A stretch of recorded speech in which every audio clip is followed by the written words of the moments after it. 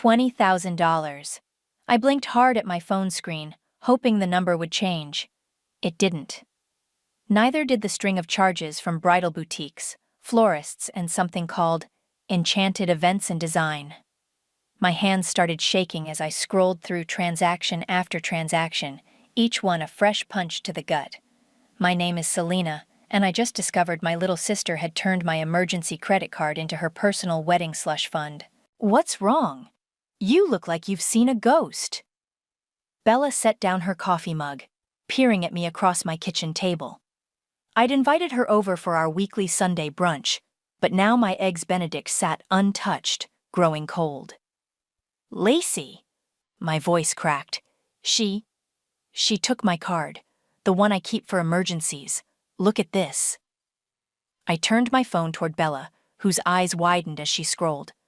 Holy shit, Selena. When did she even get access to your card? Remember when I had that flu in January? She came over with homemade soup and insisted on staying to take care of me. Must have found it while I was passed out with fever. Call her, right now. Bella's tone was steel. I did. Lacey answered on the third ring, her voice chirpy. Hey sis, I was just thinking about you. Have you picked your bridesmaid dress yet? Lacey, why is there $20,000 of wedding charges on my credit card? A pause. Then, with the casual air of someone discussing the weather. Oh yeah, I meant to mention that. I just needed a little help with deposits and stuff. Don't worry. I'll totally pay you back once Danny and I get our wedding gifts. The room started spinning. You'll pay me back? Lacey, this is credit card fraud. Oh my God, don't be so dramatic. She laughed. We're sisters. Family helps family. I'm calling Mom and Dad. Already did. Her voice turned smug. They completely understand. Mom said you're being selfish, actually. This is my special day, Selena. Don't ruin it just because you're jealous you're not the one getting married. I ended the call and immediately dialed my parents. Mom answered, her voice clipped with disapproval before I could even speak. Selena, your sister just called in tears. I can't believe you're making such a fuss over this. Mom, she stole my credit card. This is literally a crime. Don't you dare use that word. This is your sister's wedding, the happiest day of her life. Your father and I raised you better than this. Family supports family. By committing fraud? Stop being melodramatic, you have a good job. You can afford to help your sister have her dream wedding. Why do you always have to make everything so difficult? I sat there, phone pressed to my ear, listening to my mother lecture me about family loyalty and sacrifice, about how Lacey was under so much stress planning the perfect day, about how I should be ashamed for threatening to cause drama. When she finally ran out of steam, I said quietly, You're right, Mom. I'll handle it. That's my girl. I knew you'd understand. I hung up and met Bella's concerned gaze. Well? They're defending her, like always. I pulled up my banking app and started typing.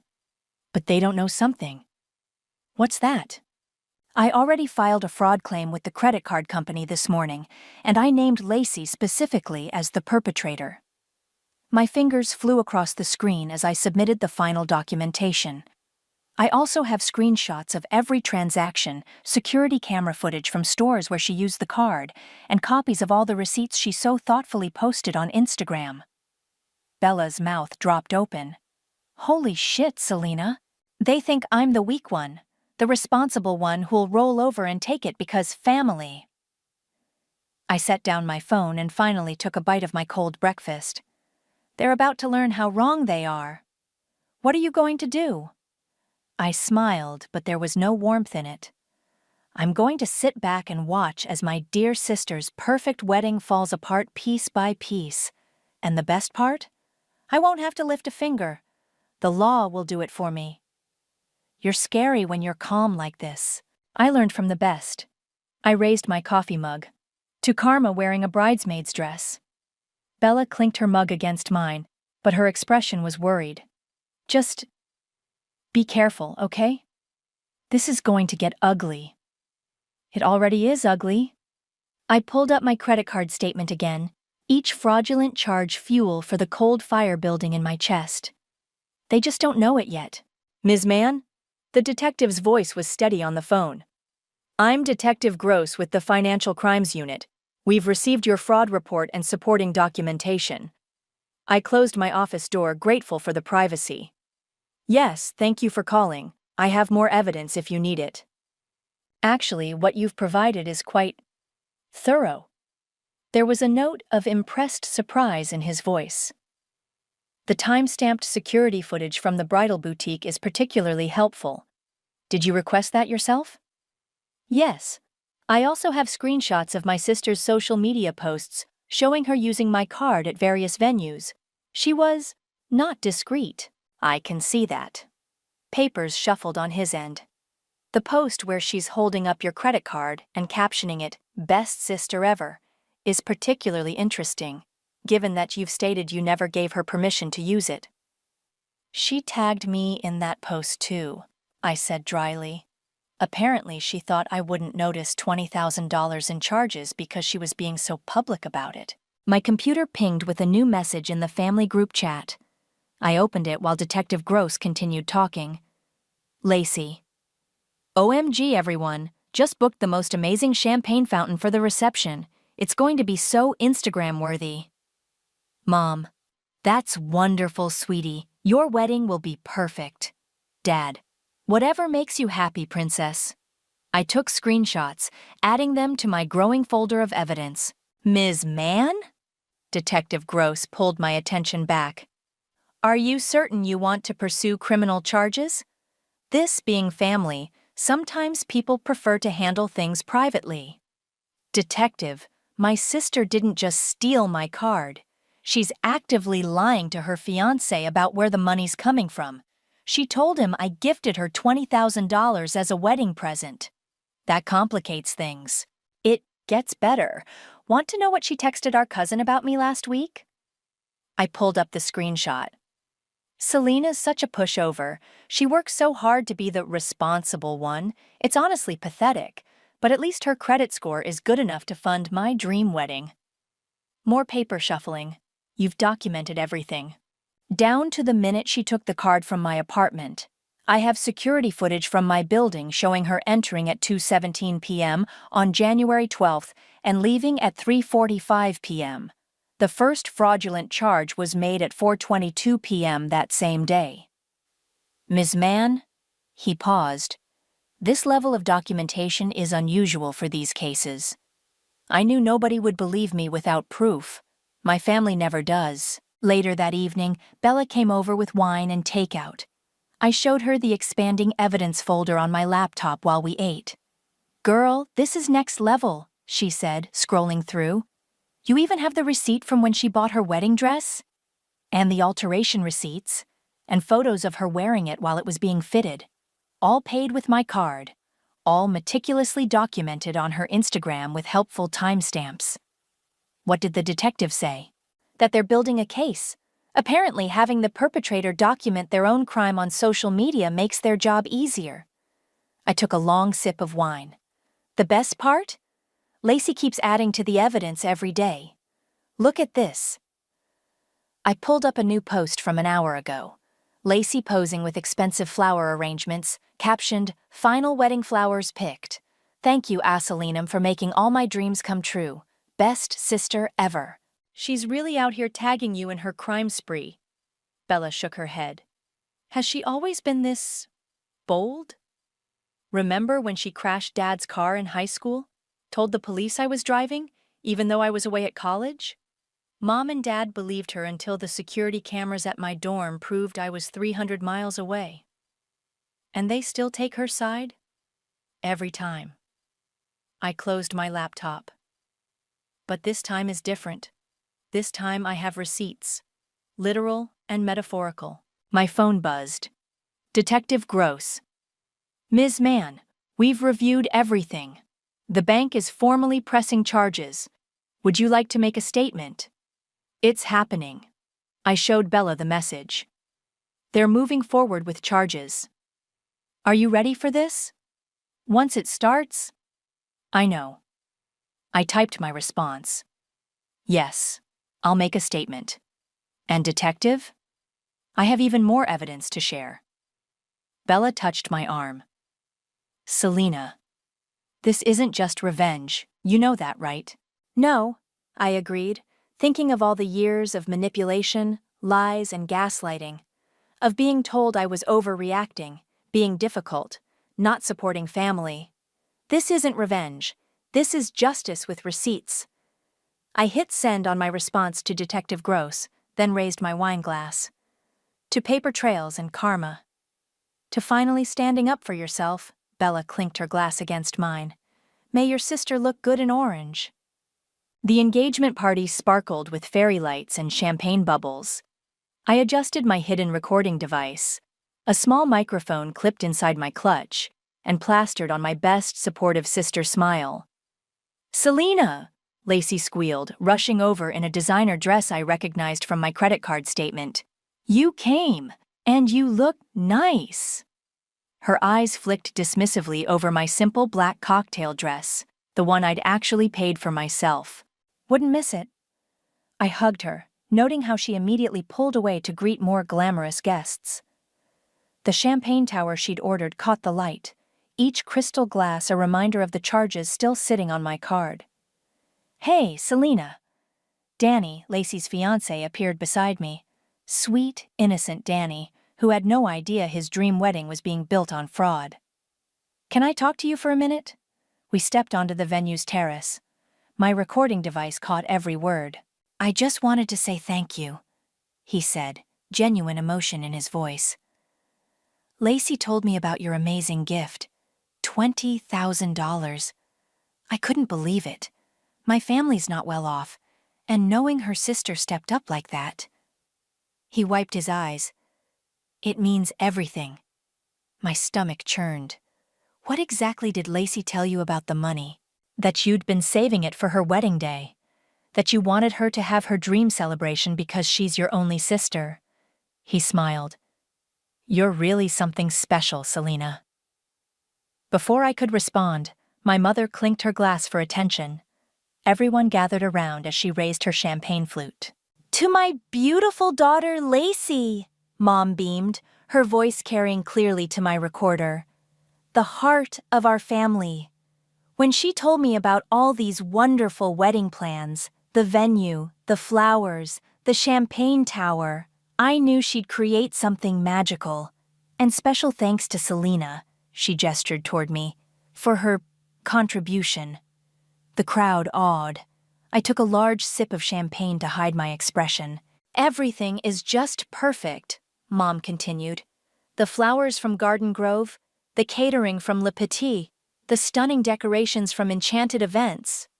She listed every vendor, every purchase, like she was reading directly from my credit card statement. My phone buzzed. An email from the bank. Fraud case number 2847 has been escalated to local law enforcement following confirmation of unauthorized charges. Selena? Danny touched my arm. You okay? You look pale. Just emotional, I lied. Big sister stuff, you know? Across the room, Lacey was showing off her engagement ring to her bridesmaids. And wait until you see my dress. It's Vera Wang, absolutely gorgeous. I still can't believe I got so lucky with everything working out financially. One bridesmaid, Sasha, frowned slightly. I thought you said your parents were paying for everything? Oh, well, you know, Lacey laughed nervously. Family all chips in. Speaking of, look at this amazing champagne tower. Instagram worthy, right? I snapped a photo of the tower, then of Lacey's group. Evidence of the party's expensive touches, all funded by my stolen card. My phone buzzed again. Detective Gross requesting a meeting tomorrow. Time for gifts, Mom announced. Guests gathered around a table piled with presents. I'd brought one too, a simple card containing a copy of my credit card statement. I placed it carefully among the wrapped packages. Speech, someone called out. Lacey grabbed the microphone, giggling. I just want to thank everyone for coming tonight. This wedding is going to be absolutely incredible. No expense spared. She winked at me. When you have amazing family supporting you, anything is possible. I promise it'll be a day no one will ever forget. No one will ever forget it, all right? I muttered under my breath. The party continued into the night. I stayed until the end, recording everything. Every mention of purchases, every vendor name dropped, every time Lacey bragged about her perfect wedding plans. As guests began leaving, I overheard Lacey on the phone with the wedding planner. Yes, we can absolutely add the ice sculpture. Just charge it to the same card as before. My phone lit up with a fraud alert moments later. Having fun? Bella texted. Got everything I needed, I replied. Meeting with Detective Gross tomorrow. The bank officially confirmed it as fraud. How are you holding up? I watched Lacey pose for photos with the champagne tower, tagging me in yet another social media post about her generous sister. I'm fine, I typed back, just watching my sister dig her own grave one credit card charge at a time. As I left the party, Danny caught me in a final hug. Thanks again, Selena. You're making Lacey's dreams come true. I hugged him back, thinking of the fraud investigation gaining momentum. Trust me, Danny, the wedding day will be unforgettable. Remember when Lacey totaled your car? Bella asked, helping me sort through old family photos. Senior year of college? You mean when she borrowed it without permission and crashed into a tree? I pulled out a picture from that day, my destroyed Honda Civic, Lacey crying dramatically while Mom consoled her. Dad made me file the insurance claim since it was in my name. Raised my rates for years. And they bought her a new car 2 months later. Because she learned her lesson and needed reliable transportation. I mimicked Mom's voice. Meanwhile, I took the bus for a year. Detective Gross sat across from us at my kitchen table taking notes. And this pattern of behavior has been consistent? Let me show you something. I pulled out more photos. Here's Lacey's high school graduation. Notice anything? He studied the image. Expensive dress? Prom dress, actually. She spent $3,000 of Mom and Dad's money on it. When I asked to borrow $500 from my college textbooks that same month, they said they were too stretched thin. Any other financial incidents? I laid out document after document. Credit card statements showing bills they'd paid off for her. Bank transfers covering her rent when she forgot to pay. Letters from colleges about dropped classes they'd paid for.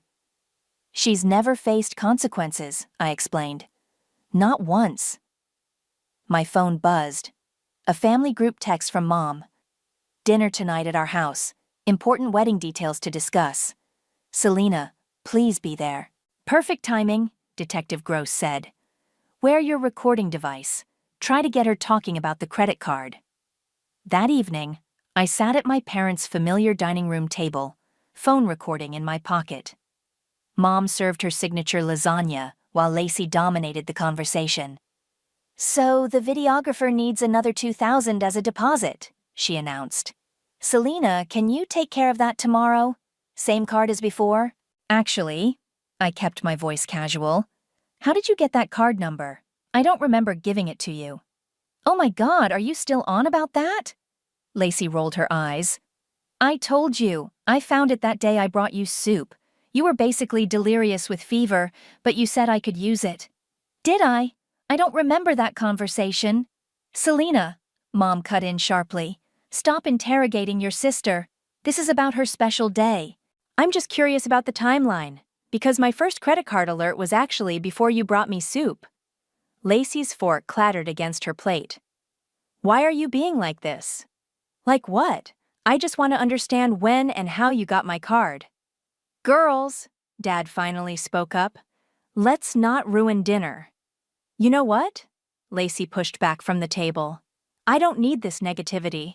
I'm under enough stress planning the wedding of my dreams. Dreams usually don't involve theft, I muttered. What did you say? Mom's voice turned icy. Nothing. I smiled sweetly.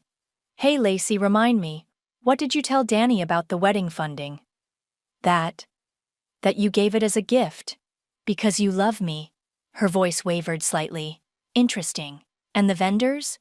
They all have the same story about how they got paid? I don't know what you're implying, Mom interrupted. But I think you should leave if you're going to upset your sister. My phone vibrated. Detective Gross. We have enough. Arrest warrant being processed. You're right, I stood up. I should go. But Lacey, you might want to rethink those additional vendor deposits. Just a suggestion. Is that a threat? Lacey's eyes narrowed. No, just someone finally telling you no. I drove home in silence, letting the weight of what was coming settle over me. Within minutes, my phone exploded with texts. Mom, how dare you ruin dinner? Apologize to your sister. Dad, your mother is very upset. Fix this. Lacey, you're just jealous because no one wants to marry you. I forwarded the messages to Detective Gross, then called Bella. How'd it go? They're still defending her. Even with proof she's lying, they're choosing her side. The warrants being processed? Yeah. I sank onto my couch. 2 weeks until the wedding. Want to bet how many more charges she'll rack up before then? You okay? I thought about Danny's grateful face. About years of watching Lacey take and take while I was expected to give and give. About Mom and Dad's willful blindness. You know what? I am okay. Because in 2 weeks, they're all going to learn what real consequences feel like. My phone lit up with one final text from Detective Gross. Warrant approved. Will execute at your discretion. Are you sure you want to wait until the wedding day? I typed back quickly. Yes. Let her have her perfect wedding morning. The afternoon will be memorable enough. Am I a terrible person? I asked my therapist, Dr. Rivera. Bella had finally convinced me to start sessions, saying I needed support for what was coming.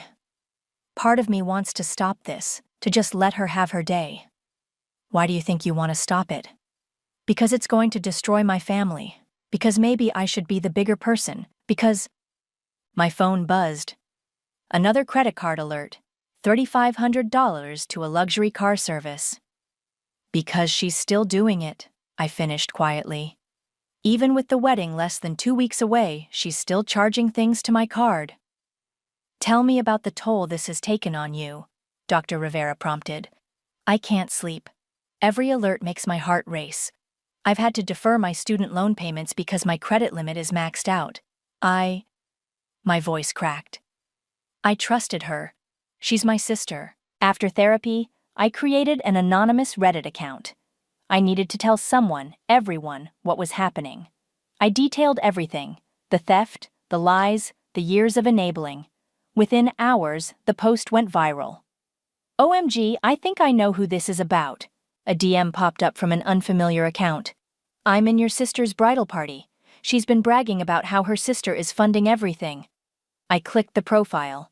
It was Sasha, one of Lacey's bridesmaids. The way she talks about you behind your back?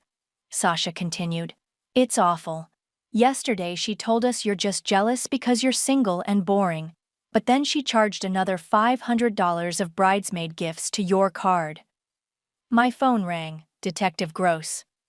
Ms. Mann, we've had an interesting development. Your sister just tried to open a new credit card in your name. The bank flagged it immediately. She what? Apparently the existing card is reaching its limit. She attempted to create a new one using your social security number. I ended the call and drove straight to my parents' house. Lacey's car was in the driveway. How dare you try to open a credit card in my name? I burst through the door. Lacey jumped up from the couch. How did you... what are you talking about? The bank called me. Identity theft now too, Lacey? Really? I needed it for the honeymoon deposits. You're being so selfish about the wedding expenses, I had to do something. Selfish? I never gave you permission to use my card in the first place. Girls, Mom intervened. Selena, stop this ridiculous drama. Lacey, sweetie, maybe you should have asked first. Asked? Asked? I pulled out my phone. Look at this. $23,000 now. She's still charging things daily. And now identity theft? It's not identity theft, Lacey scoffed. We're sisters. We share everything. Not my credit score, not my financial future, not anymore. What's that supposed to mean? I headed for the door. You'll find out soon enough. Is that a threat? Lacey followed me into the driveway. Because I'll tell Danny everything, how you're trying to ruin my wedding, how you promised to help and now you're being a jealous bitch. Tell him what, Lacey? The truth about where his dream wedding money came from?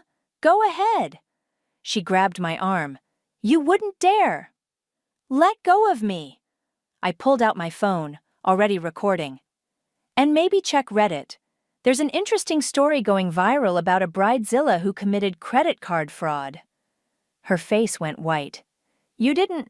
Names changed to protect the guilty, of course, but the bridesmaids figured it out pretty quick, especially Sasha. You're lying. Am I? Check your messages. Notice how some of your bridal party is suddenly too busy to help with wedding prep? Lacey's composure cracked. She started screaming, mascara running down her face. You're ruining everything. Mom, make her stop. I got in my car as Mom rushed out. The last thing I heard was Lacey wailing, she's going to ruin my perfect day. Back home, I forwarded the recording of Lacey's meltdown to Detective Gross, then called Bella. I think I just went nuclear, I said shakily. You okay? No. Yes. I don't know. I opened my laptop to find the Reddit post had over 50,000 upvotes. It's all falling apart for her. Good, Bella said firmly. Let it fall. You've carried her weight long enough. My phone lit up with another credit alert. Won $200 at a luxury spa. She's still charging things, I told Bella. Even now, even after everything, she's still doing it. Then she's made her choice, and you've made yours. I looked at my calendar, at the wedding date circled in red. 12 days until her perfect day. 12 days until justice, Bella corrected. I closed my eyes, thinking of Lacey's screaming, Mom's enabling, Dad's silence. I hope it's worth it. It will be, Bella promised. Truth usually is. The Reddit post exploded overnight. Local wedding groups started buzzing with speculation. My anonymous story had taken on a life of its own, with people sharing similar experiences of entitled siblings and enabling parents. Have you seen this? Danny's text came with a screenshot of my post. Everyone's talking about it in the local wedding forums. Some people think it's about someone in town. My hands shook as I typed back, That's crazy. What does Lacey think? She's really upset. Says it's probably some jealous person trying to cause drama before wedding season. Another message popped up. Detective Gross. We need to talk. In person. I met him at a coffee shop downtown, away from my usual haunts. He looked grave. The credit card company has completed their investigation, he said, sliding a folder across the table. The total damages now exceed $25,000. That elevates this to a felony. A felony? My coffee cup froze halfway to my mouth. Your sister made additional charges this morning. Luxury spa packages for the bridal party. She's also attempted to open 3 more credit cards in your name since our last conversation. My phone buzzed. A group text from Mom. Final wedding rehearsal dinner meeting tonight. Everyone must attend, no excuses. Detective, I showed him the message. What's the plan for the arrest? Originally, we planned to serve the warrant at the rehearsal dinner, but given the escalating identity theft attempts... No, I cut in. Please, wait for the wedding. I know it sounds cruel, but she needs to face everyone she's lied to. He studied me for a long moment. It's your call. But you should know. We've been contacted by Danny's family. What? Why? They saw the Reddit post, started asking questions about the wedding finances. They've withdrawn their contribution to the honeymoon fund. My phone lit up again. Danny calling. Hey, I answered, trying to sound normal. Selena, I need to ask you something. His voice was strained. Did you really give Lacey $20,000 for the wedding? I closed my eyes.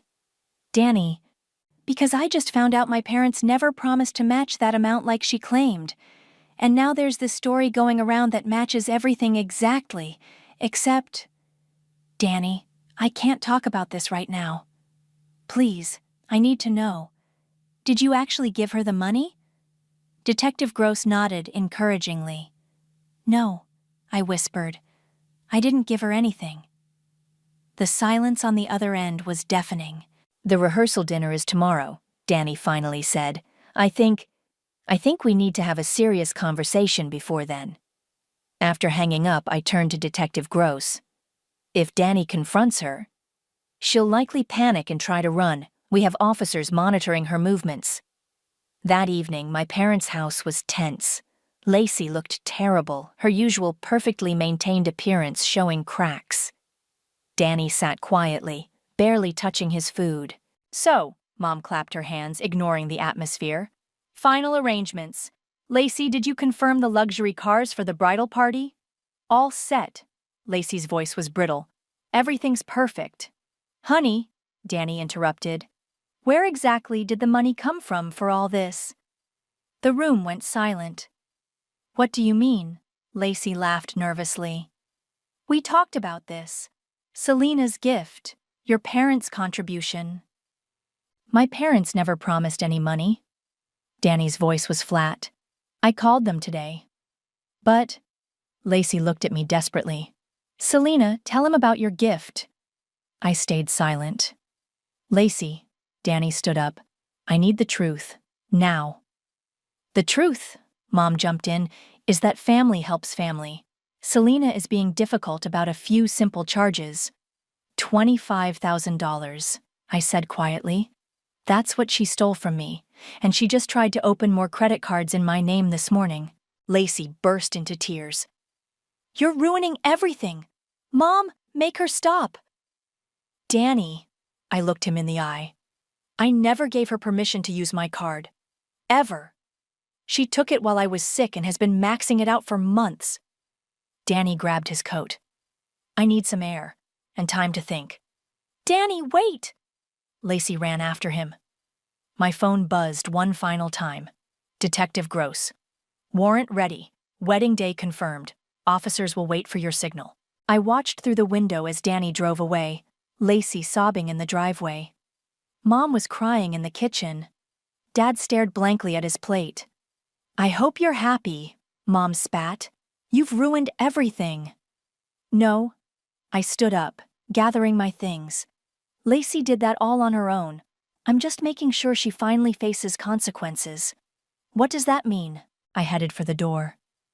"It means in 48 hours, Lacey's perfect wedding will turn into something very different. And for once, none of you can stop it." The sound of Lacey's sobs followed me to my car. But for the first time, I felt no guilt, only a calm certainty that justice was finally coming. The church buzzed with excitement. I sat alone in a black dress, watching guests file in beneath elaborate flower arches, all purchased with my stolen credit card. Detective Gross and 2 officers waited discreetly in the vestibule, unmarked cars parked outside. "She's really going through with it," Bella whispered, sliding into the pew beside me. "Danny's here too." "Did he look okay?" "Confused, hurt. His parents are in the front row looking like they're at a funeral." My phone vibrated.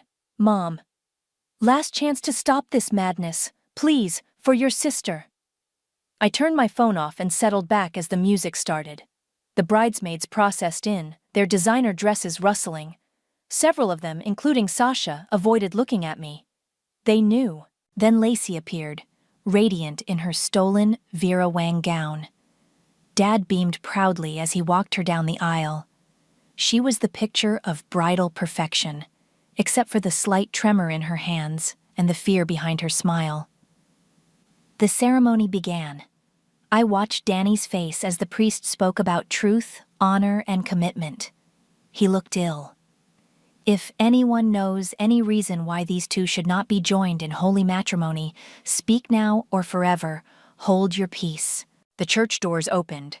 Detective Gross stepped forward, flanked by his officers. "Lacey, man?" His voice carried clearly through the stunned silence. "I have a warrant for your arrest on charges of credit card fraud and identity theft." The gasps were audible. Lacey's bouquet hit the floor. "No," she whispered. "No, no, no." "You have the right to remain silent," Detective Gross continued, approaching the altar. Anything you say can and will be used against you in a court of law. Mom! Lacey screamed. Daddy, do something! Our parents stood frozen as the officers reached her. The handcuffs clicked shut over her wrists, the sound echoing through the church. This is all your fault! Lacey shrieked at me as they led her past my pew. I hate you! I'll never forgive you! Danny stepped forward. Wait, detective? What exactly are the charges? Credit card theft exceeding $25,000. Multiple attempts at identity theft. Fraud across state lines due to online purchases. The wedding, Danny said slowly. Everything? It was all stolen? I'm afraid so, sir. We have documented evidence of Miss Mann using her sister's credit card without authorization, then attempting to open additional cards in her sister's name when the first card maxed out. Chaos erupted. Guests started whispering, phones recording everything. Mom collapsed into Dad's arms, wailing about her baby girl. The bridesmaids huddled together, some crying, others already posting on social media. Selena, Danny approached me, his face ashen. Did you know? This whole time? I tried to tell you, I said softly. She stole my card while I was sick. Every charge, every purchase, it was all fraud. The Reddit post, that was you? I nodded. Why didn't you stop this sooner? Because she needed to face real consequences, and you needed to see the truth before you married her. He sat heavily in the pew. $25,000. Actually, I pulled out my phone, showing him the final credit card statement. It ended up being closer to $30,000. She charged the wedding day hair and makeup this morning. Mom appeared suddenly, her mascara streaked down her face. How could you? Your own sister. How could I? I stood up. How could you? You knew she took my card. You knew everything was fraud, but you defended her like always. We're family. Family doesn't steal from family. Family doesn't commit felonies and expect everyone to cover it up. Through the church windows, I could see Lacey being placed in a police car, her white dress a stark contrast against the back seat. Photographers from local news outlets were already gathering. The reception hall, Danny muttered. All those people waiting. I'll handle it, his father said, appearing beside us. And Selena, thank you for stopping this before he married her. Guests began filing out, their excited chatter filling the air. My parents left without looking at me, following the police car carrying their precious daughter. Bella squeezed my hand. You okay? I watched as the last of the flower arrangements, my flower arrangements technically, were carried out by the church staff. You know what's crazy? I said. She could have just asked me for help with the wedding, actually asked, like a normal person. I would have helped her, within reason. But then she wouldn't have gotten everything she wanted. No, I agreed, thinking of all the years of enabling that led to this moment. She always had to have everything exactly her way. And now? I stood up, straightening my dress. Now she gets to learn about consequences, the hard way. Outside, camera flashes lit up the afternoon as Lacey's perfect wedding day turned into something very different, but exactly what she deserved. You asked for an update, I typed on Reddit, my fingers hovering over the keyboard. Here's what happened after the wedding that wasn't. The coffee shop buzzed around me as I crafted my post. Detective Gross sat across the table, sliding documents toward me. The plea deal is final, he said. Your sister accepted full responsibility, probation, mandatory financial counseling, and complete restitution. Has she actually paid anything back? Your parents have. They took out a home equity loan to cover the full amount and avoid her serving jail time. My phone lit up. A text from Danny. Meeting still okay for today? He's coming here? Detective Gross gathered his papers. He wanted to return something. After the detective left, Danny arrived, carrying a familiar envelope. Found this in the wedding cards. Think you should have it. I opened it. My original credit card statement, the one I'd planted among the gifts. Keep it. Evidence of a bullet dodged. I've been thinking about that day. he said quietly. You could have stopped it sooner. Could have had her arrested at the engagement party, or when she tried opening those other cards. You deserve to see who she really was. Everyone did. Thank you for saving me from marrying someone who could do that to their own sister. After Danny left, I returned to my Reddit update. Lacey's on probation. She's living with our parents who mortgaged their house to pay me back. The credit card company reversed all the charges once the fraud was confirmed. But the real cost wasn't financial. Mom still won't speak to me. Dad sends awkward text messages on holidays. Family friends have chosen sides. But here's the thing. For the first time in my life, I'm okay with that. Because sometimes family isn't about blood. It's about truth. It's about consequences. It's about finally saying enough when someone treats your love like an unlimited credit line. My phone buzzed. Bella. Court-mandated therapy started today. You coming over later? After I finished this update, I continued typing. The wedding video never made it online, but pieces of the arrest did. They went viral. Local news covered it. Lacey's mugshot showed up in a few Bridezilla Gone Wrong articles. But that's not why I'm updating. I'm writing because yesterday I received an anonymous letter. I pulled out the handwritten note, rereading it. Dear Selena, you don't know me, but your story gave me courage. My brother has been stealing from me for years. Parents always covered for him. Yesterday, I finally filed a police report. Thank you for showing me it's okay to say no to toxic family. A sister who found her voice. The barista brought me a fresh coffee as I typed the final paragraphs. People keep asking if I regret it, if I wish I'd handled it differently. The truth is, I don't. Because this was never about the money. It was about patterns, about enabling, about the difference between love and exploitation. Lacey's not speaking to me, but she's speaking to a therapist. Mom and Dad are finally facing their role in creating this mess. And me? I'm learning that family can be rebuilt, but only on a foundation of respect. The credit card company sent me a new card last week. I cut it up. Some things aren't worth the risk of history repeating. So that's your update. My sister's perfect wedding became a perfect lesson. And maybe, just maybe, it'll help someone else find their voice too. I hit post and closed my laptop. Bella was waiting outside in her car. Ready for therapy? She asked as I got in. Actually, yes. I showed her the letter from the anonymous sister. Because sometimes doing the right thing helps more than just yourself. Speaking of right things, Bella handed me an envelope. Danny's parents wanted you to have this. Inside was a check. There would have been contribution to the honeymoon fund. The note read, "For saving our son from a lifetime of lies. Thank you." I tucked it away, thinking of Lacey and her court-mandated therapy, of Mom and Dad finally facing consequences, of patterns broken and truths told. You know what's funny? I said as we drove. Everyone thought I was destroying the family, but maybe, just maybe, this was the only way to save it. From what? From itself. My phone buzzed one last time, a text from Dad. Your mother and I start counseling tomorrow. We should have done this years ago. I smiled, feeling lighter than I had in months. Because sometimes karma doesn't just wear heels and call the cops.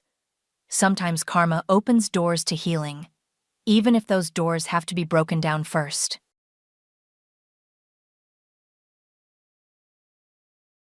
Hello, my name is Susan. I'm 35, and I used to believe wholeheartedly in fairy tale endings, until 4 years ago, when my life took an unexpected turn. That was when I met Justin, who would become my husband.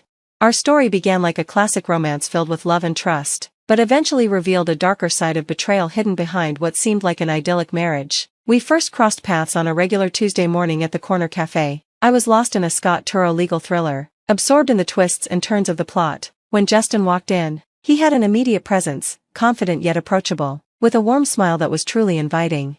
"Is that Turow's latest?" he asked, nodding at my book with genuine interest. "Yes, I just started it. He never disappoints," I replied, a bit surprised at how easily we started talking. In the weeks that followed, Justin and I discovered we shared a love for music, especially classic jazz, and a passion for exploring the small, charming bookstores scattered around the city. Justin was kind, respectful, and made every moment feel like reconnecting with a dear friend. One evening, as we strolled along the river under the streetlights, Justin's expression turned serious. "Susan, I've never felt this way before. I think I'm falling for you," he confessed. His words sent a warm rush through me, and I replied, "I feel the same way, Justin. You're unlike anyone I've ever met." The next 7 months flew by, our connection growing stronger each day.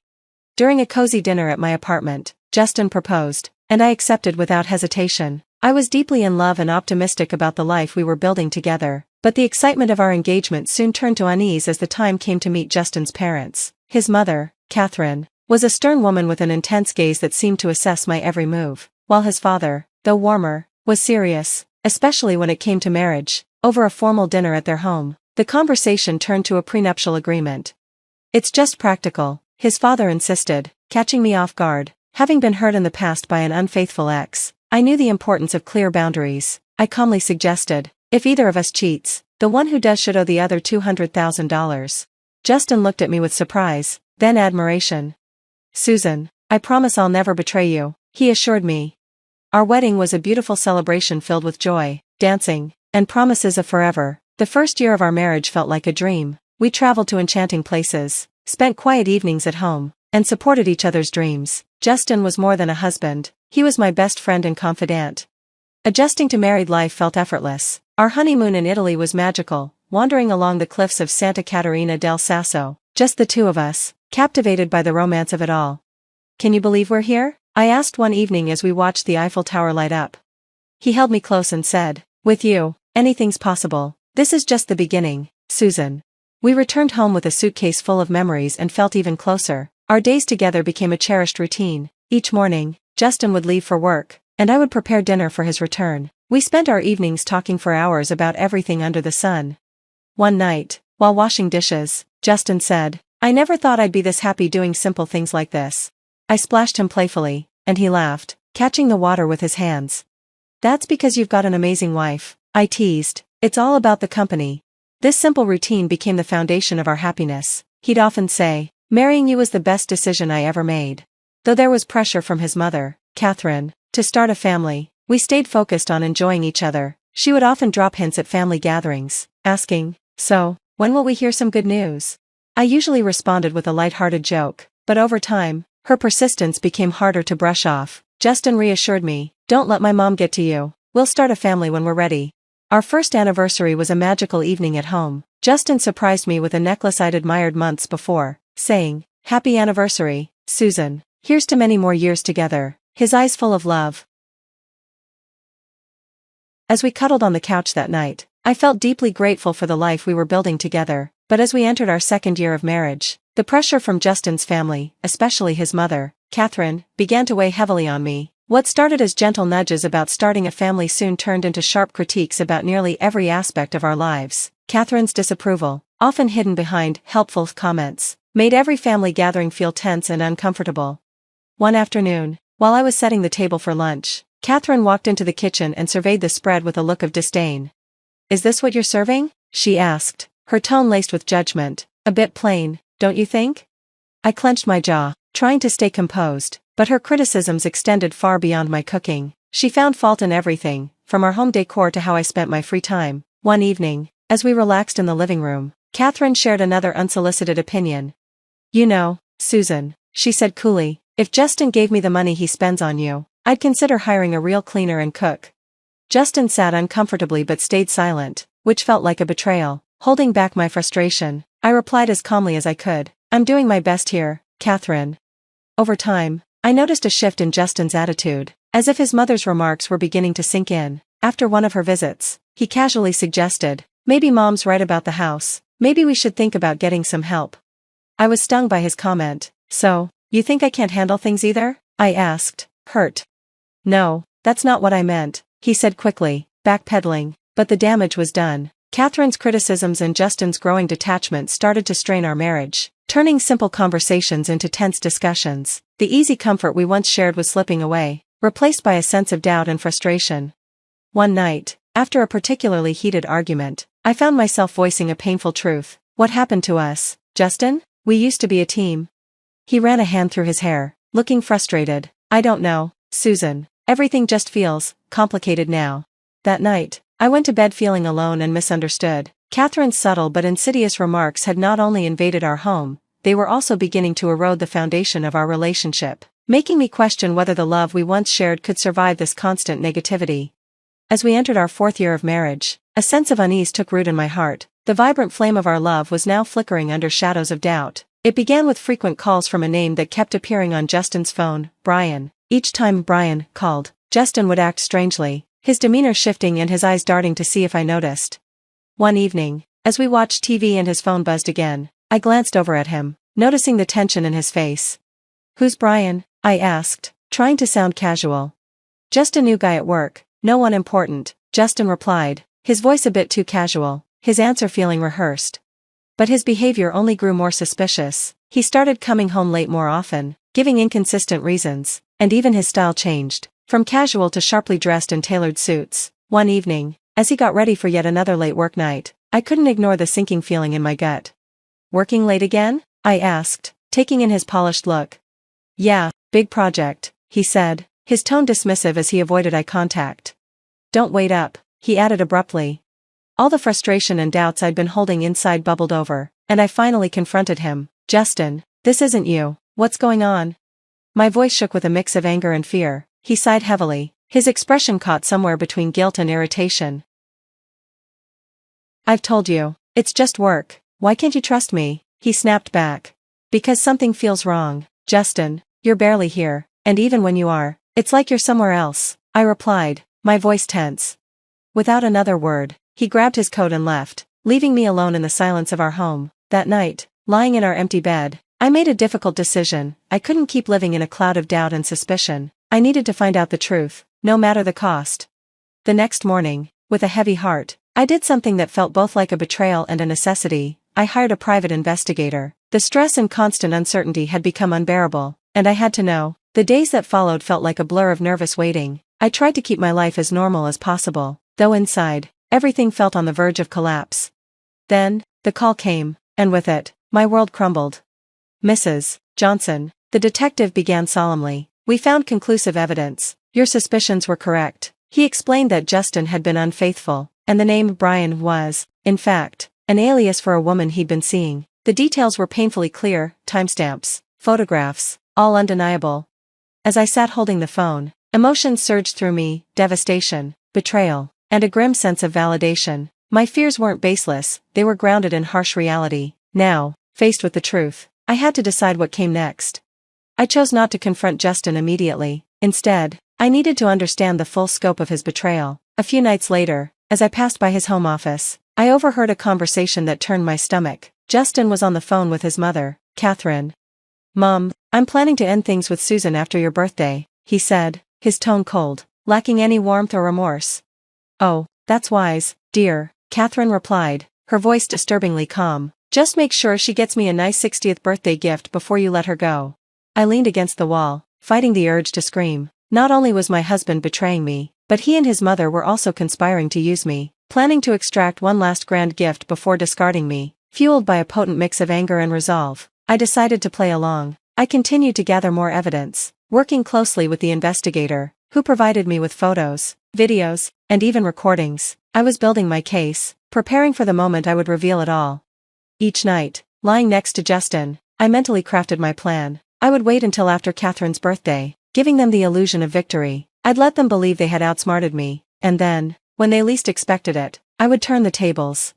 As Catherine's 62nd birthday approached, I maintained my facade, acting as though everything was perfectly fine. Inside, I was simmering with anger and betrayal, yet I kept my emotions masked, preparing for the confrontation that lay ahead. A few days before the celebration, at a family dinner, Catherine casually mentioned her birthday with a smirk. "So, Susan, I'm expecting a grand celebration for my 62nd. You must have planned something special for me." I forced a smile and replied, "Of course, Catherine. I've arranged a dinner at the city's finest restaurant. It will be a night to remember." Her eyes gleamed, oblivious to the trap I was setting. "Wonderful, just a small family gathering, right?" she asked, her smile smug. "Yes, very intimate, just close family," I assured her, my words layered with irony. Later that evening, Justin approached me, suspicion flickering in his eyes. That's a pretty generous plan for my mom's birthday. Are you sure you want to go all out? I met his gaze, keeping my voice steady. It's a significant birthday, Justin. I just want to make it memorable. He seemed satisfied, though I could tell he was puzzled by my willingness to indulge his mother. Little did he know, the surprise of the evening would be unforgettable for entirely different reasons. As the day of the dinner approached, I handled every detail with precision. I confirmed the reservation under Catherine's name, triple-checked the guest list, and arranged everything to radiate luxury, keeping up the charade of the attentive daughter-in-law. Beneath this polished facade, though, lay my plan to unveil the lies that had undermined our marriage and left me questioning my worth. The night before, as I lay in bed, I felt a twisted satisfaction settle over me. I was hours away from revealing the full truth to Justin and Catherine, both of whom believed they had outsmarted me. In reality, I was the one in control now, and they were the ones being set up for the final blow.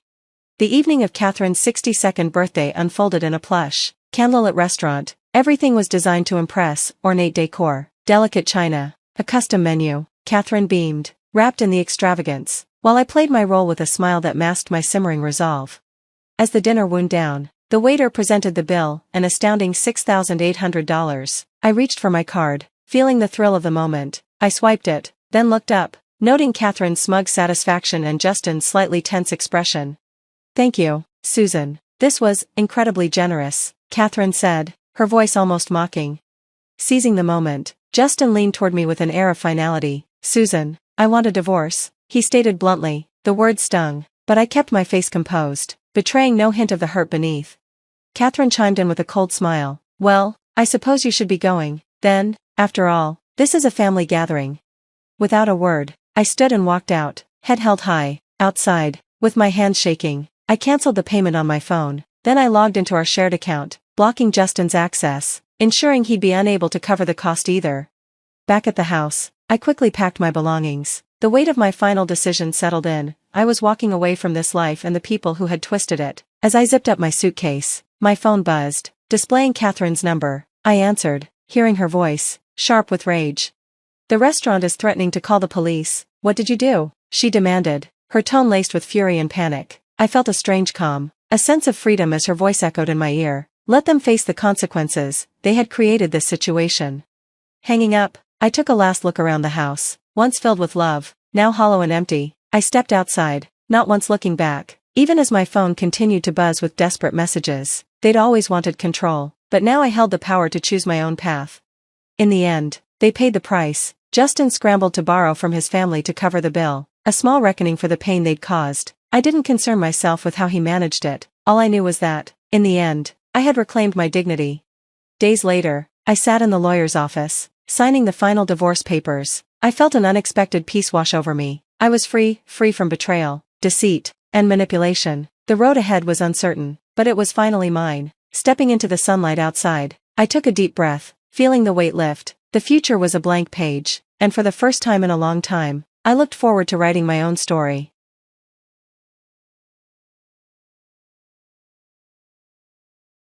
In a tense confrontation, Kelly faced me, asserting her claim to the house as her father's true daughter and demanding that I leave. Her words shocked me, but I couldn't resist laughing, teasing her about the secrets I held that she was oblivious to. As the moving crew stood by, waiting for direction, I instructed them to store the few belongings I had in an extra room. When Kelly tried to push her way inside, I stood firm, declaring the house was mine. Her frustration was palpable as she stormed away, but the confrontation only strengthened my resolve, especially in the wake of losing Jerry.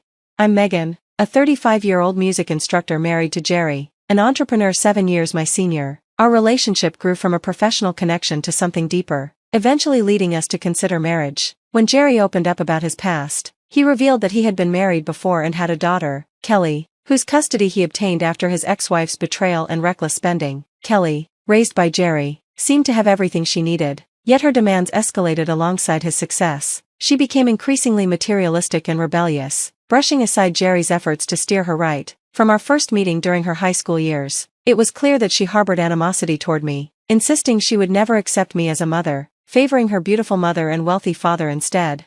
Despite her attitude, Jerry and I decided to wait until Kelly was an adult to marry, hoping she would mature. He regarded her as his only child and feared how she might react to having a sibling. With her refusal to accept me and my own hesitation about parenting, especially given Kelly's hostility, We chose to live child-free. Our marriage brought a sense of tranquility, abruptly interrupted by Jerry's cancer diagnosis. The news hit hard, and I found myself grappling with the reality of his illness and the looming emptiness of our home without him. As I wrestled with Jerry's deteriorating health, I faced another hurdle, Kelly. Although we were technically related, our interactions had been minimal, making her sudden appearance all the more unexpected. It was clear she was aware of her father's condition, hinting at a recent conversation between them. With a blend of arrogance and mockery, Kelly claimed she would take care of both me and her father, emphasizing her identity as his real daughter compared to me, his wife. Her words stung, leaving a bitter aftertaste. When I reached out to Jerry to share this unsettling encounter, he expressed disappointment, hoping she had outgrown such childishness. I reassured him, downplaying the incident to spare him additional stress, though inside, I feared I might struggle to cope with Kelly's hostility, our significant age gap only adding to the challenge of building any sort of connection.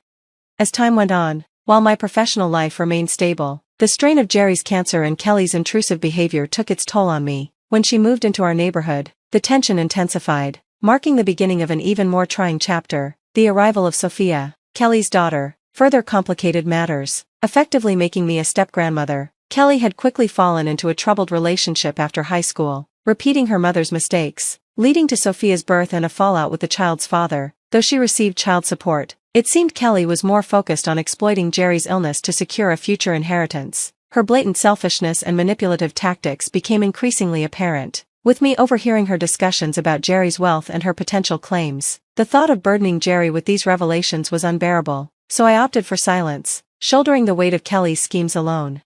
Over time, Kelly's requests grew more demanding, evolving from brief babysitting favors to prolonged stays under various pretenses that left Sophia in my care. This pattern reflected her complete disregard for my well-being and her intent to exploit the situation for her gain. Meanwhile, I struggled with the emotional toll of Jerry's illness, navigating a far more complex situation than I had ever anticipated. Consequently, I found myself stepping into the role of Sophia's unpaid caregiver, never considering compensation, simply because she was my step-granddaughter. My hesitance to refuse Kelly stemmed from a fear of neglecting Sophia's needs.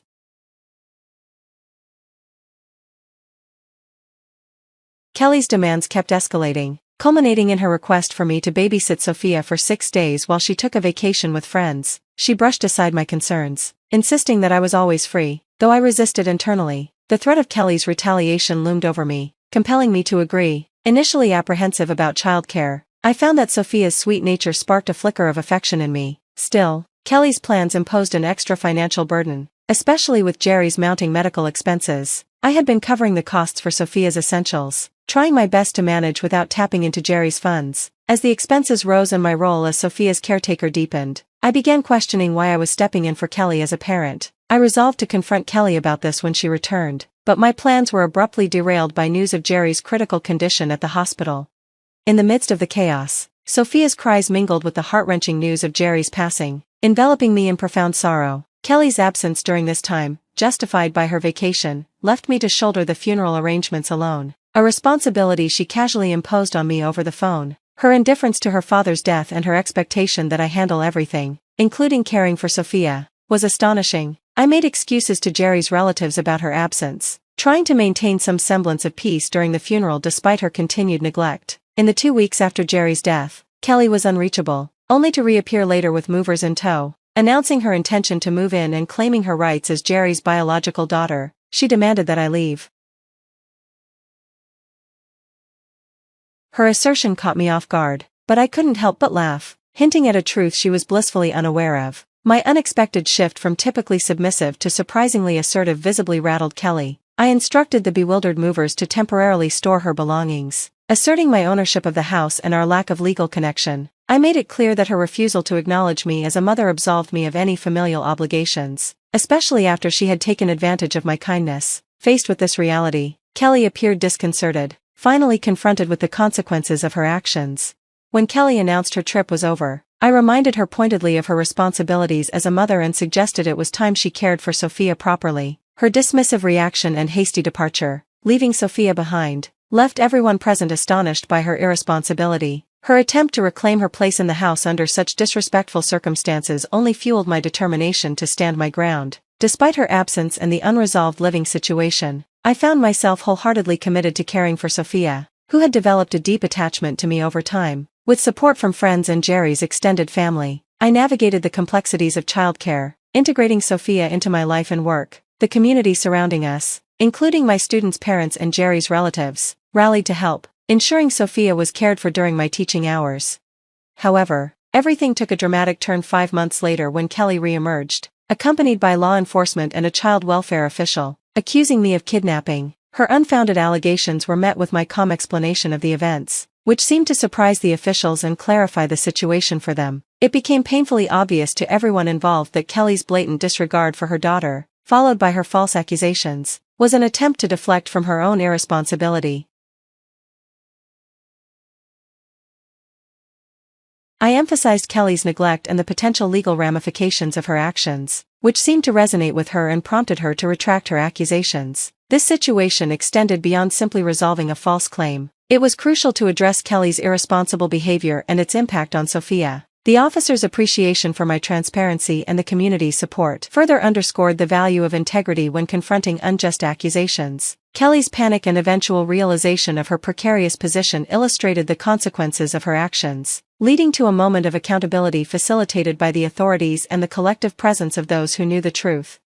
After Kelly's baseless allegations prompted a swift response from the community in my favor, she faced no legal consequences, receiving only a stern warning from the police. This incident appeared to humble her, resulting in a 5-month silence. During this time, I was left to navigate the complexities of Jerry's estate, given Kelly's status as his biological daughter and potential heir. Despite my numerous attempts to engage her in discussions regarding the inheritance, through various means including hiring a detective and sending legal notices, Kelly remained elusive. When it came time to settle Jerry's estate around the first anniversary of his passing, Kelly's continued absence forced me to seek a court intervention for a partition of the inheritance. It was only after the family court rendered its decision, one that did not favor her, that Kelly finally reappeared. Furious over being excluded, her misunderstanding of the inheritance process and her belief that she was entitled to a share, despite her lack of involvement in either legal or familial responsibilities, led to a tense confrontation. I had to clarify to Kelly that the inheritance proceedings began long before she thought, and her window to claim any share had long since closed. Jerry's explicit will, which she had disregarded, along with her failure to engage in any discussions regarding the estate, legally justified her exclusion based on his stated wishes and her neglect. When Kelly attempted to challenge the court's ruling, claiming that she had cared for her father and therefore deserved a share, her assertions were met with overwhelming evidence to the contrary. Records and testimonies confirmed her absence during critical times, effectively undermining her claims and reinforcing the court's ruling in my favor. Her subsequent, desperate attempts to assert her rights over Sophia, after previously denying any responsibility for her daughter, exposed the inconsistency and irresponsibility of her behavior. Kelly's actions made it clear that she was both unprepared and unwilling to provide for Sophia, further validating the court's decision and my role in Sophia's life. This series of events highlighted the importance of accountability, adherence to legal protocols, and our moral obligations to family members, especially in the wake of a loved one's passing. Sophia, my step-granddaughter, became the focal point in the complex dynamics with Kelly. After her prolonged absence and lack of engagement in Sophia's life, Kelly suddenly declared her rights as a mother. When I confronted her about her neglect despite receiving government child support, Kelly defensively insisted it was her entitlement. However, I pointed out the fraudulence of her actions, warning her of the legal repercussions she could face for accepting support without fulfilling her parental duties. Kelly's attempt to downplay the severity of the situation unraveled when I mentioned that I had recorded our conversation, securing undeniable evidence of her admission. This recording, safely stored in the cloud, was impervious to her attempts to erase her wrongdoing. As the reality of her predicament sank in, Kelly visibly panicked, fearing legal repercussions and the possibility of having to repay the fraudulently obtained support. Her desperation intensified when I revealed that the authorities were already investigating based on the evidence I was prepared to provide. In a last-ditch effort to maintain her financial support, Kelly demanded that Sophia be returned to her, exposing her selfish motive, which was partially rooted in jealousy over the bond one had formed with Sophia. Remaining composed, I suggested that any decisions about Sophia should involve her biological father. To Kelly's shock, at that moment, Benjamin, Sophia's father and Kelly's ex-husband, walked into the room. Contrary to Kelly's portrayal of him as an irresponsible club promoter, my investigation had revealed that Benjamin was actually a stable office worker, misrepresented by Kelly. When I reached out to him, his immediate and emotional response to seeing Sophia dismantled Kelly's accusations and showcased his genuine commitment to his daughter's well-being. This revelation peeled back the layers of Kelly's deceptive narratives and her manipulative attempts to exploit those around her for financial gain. The situation underscored the significance of truth, responsibility, and the welfare of a child caught in adult conflicts. When Benjamin confided in me about the true reasons behind their divorce, Kelly's infidelity and her misuse of maternal status to gain custody of Sophia, I was moved. He had quietly fulfilled his obligations and provided child support while yearning for his daughter. His affection for Sophia was evident, and it became clear to me that her well-being was paramount and deserving of a loving, capable parent like Benjamin. Determined to rectify the situation, I reached out to Child Welfare Services and sought legal counsel to explore Benjamin's options for regaining custody of Sophia. Despite Kelly's legal rights, her actions over the past 2 years, marked by negligence and a tendency to exploit Sophia's presence for her convenience, were hardly indicative of a nurturing mother. Behind the scenes, I worked tirelessly not only to resolve the inheritance issues but also to facilitate Sophia's return to a more suitable environment. With Benjamin on the brink of a significant career advancement, he presented a stable and caring alternative to Kelly's chaotic lifestyle. His consistent financial support and genuine concern for Sophia contrasted starkly with Kelly's self-serving behavior. As I confronted Kelly with the reality of her actions, including her fraudulent behavior and unstable relationships, it became clear that Benjamin's responsible and affectionate nature made him the obvious choice for custody. The facade Kelly had maintained began to crumble, exposing the extent of her manipulations and the repercussions of her choices. Ultimately, the court recognized that the best place for Sophia was with Benjamin, granting him custody. Though this decision might have seemed straightforward to some, it resulted from careful consideration and the collective support of those who had witnessed the unfolding drama. Friends, parents of my students, and Jerry's relatives expressed concern about the rapid transition but understood the importance of placing Sophia in a loving, stable home with her father, where she truly belonged. Throughout this challenging year, I grappled with the dilemma of whether to keep Sophia away from Benjamin, her biological father who loved her deeply. Before diving into Kelly's current situation, it's important to highlight the events that led us here. Kelly had faced arrest for fraudulently claiming child support while neglecting Sophia. Her entanglements with a boyfriend and another man who financially supported her only deepened her legal troubles, resulting in probation but no jail time. However, the ensuing custody battle exposed her deceit and desperation, ultimately leading to the court's decision to grant Benjamin custody. Kelly's downward spiral continued, as she lost not only Sophia but also her relationships and financial stability. Eventually, she found herself unemployed and living in dire circumstances, a stark reflection of her choices. In contrast, I lived simply, choosing not to access Jerry's inheritance, which I believed was meant to benefit Sophia. Jerry had been apprehensive about directly including Sophia in his will, fearing it might entangle her in legal issues, which led me to support her in indirect ways, such as providing gifts funded by the inheritance for special occasions. Recently, Benjamin had confessed his feelings for me, marking a new chapter in our lives. His acknowledgement of the bond Sophia and I shared, along with his respect for my status as Jerry's widow, led to a heartfelt proposal for us to become a family. This confession resonated deeply with the hidden message in Jerry's will, where he expressed his desire for my happiness after his passing. Jerry's words, emphasizing my well-being and happiness above all, provided a sense of closure and a path forward. Reflecting on Jerry's wishes, Benjamin's genuine affection, and what was best for Sophia, I began to envision a future where Benjamin and I could create a loving and stable environment for her. The thought of being present for Sophia's milestones, such as her first day of elementary school, filled me with hope. It symbolized a nurturing future for all of us, a testament to the resilience of love amid life's complexities.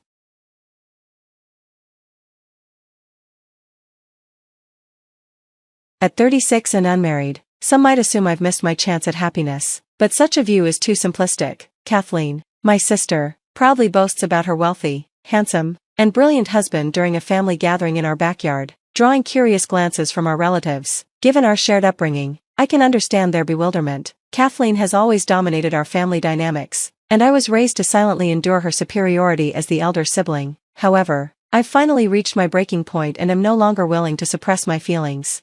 I'm Amy Catherine, a 36-year-old who used to work in medical administration. I left my job to devote myself to raising my 3-year-old daughter. Being a stay-at-home mom is challenging, but nothing compares to the joy of waiting for my daughter and husband to return home.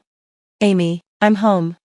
Welcome back, Michael, my husband, replies as he walks through the door. A devoted father and supportive partner, he always steps in to handle household chores, ensuring I get my much-needed breaks. Even though I don't work outside the home, he makes sure I have time away from daily tasks. Our daughter, Janet, loves drawing family portraits, and when she proudly presents them to her father, his glowing praise lights up her face, a moment I cherish.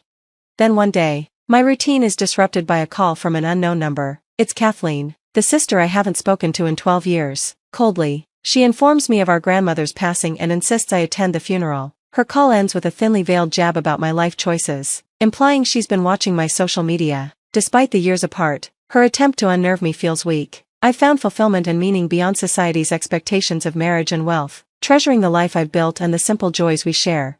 Kathleen's parting words dripped with a barely concealed hope that I would face loneliness in my later years. Her laughter echoes in my mind, rekindling memories of her mocking demeanor. Yet before I can respond, she abruptly ends the call. We were raised in a privileged family under our strict grandfather and loving grandmother. Our father adhered closely to our grandfather's rules, while our mother spent her life seeking his approval. The dynamics between Kathleen and me were starkly different, seemingly dictated by our physical resemblance to our parents. Kathleen, resembling our father more closely, enjoyed favored treatment, while I, who took after our mother, found warmth and affection primarily from her and our grandmother. In our patriarchal household, not being the favored grandchild came with its own trials. Kathleen's needs were always prioritized, and as the older sibling, I was expected to silently endure. From toys to meals, her whims turned into orders that were rarely questioned. This pattern of favoritism began in our earliest years. Even as a child, my educational journey diverged sharply from Kathleen's. Despite our family's financial stability, I attended a local public high school while she went to an elite private institution. Her life brimmed with privileges, chauffeured rides to school and social gatherings from which I was excluded. On one occasion, I stumbled upon her enjoying tea with friends in the garden. I was quickly dismissed by her, a harsh reminder of my place in the family hierarchy. Spoiled by constant indulgence, Kathleen cultivated a mean streak towards me while maintaining an angelic facade in front of our grandparents and father. After high school, I was determined to carve out my own future and saved enough to enroll in a vocational program for medical administration. It was during this time that I met Brian, a promising medical student at the hospital where I worked. We shared several meals and felt a connection, but neither of us dared to take the next step. During a rare visit home, I confided in my mother about Brian. Just then, Kathleen appeared, an unexpected intrusion during such a personal moment. Although we typically avoided each other, her presence was a stark reminder of the tangled family dynamics and personal aspirations that shaped our lives. My conversation faltered as she entered the room, but to my surprise, she greeted me with a warm smile and expressed interest in my love life.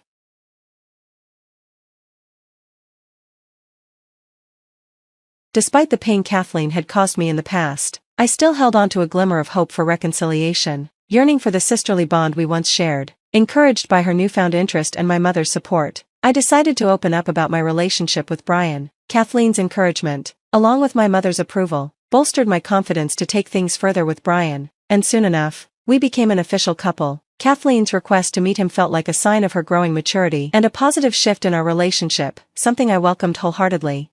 However, the hope for a renewed sisterly connection was brutally shattered. Just as it seemed we were mending our relationship, Kathleen betrayed me by getting involved with Brian, leading to the abrupt end of our engagement. The joy I had felt from Brian's proposal and our shared dreams of marriage crumbled when he suddenly called it off, leaving me bewildered and heartbroken.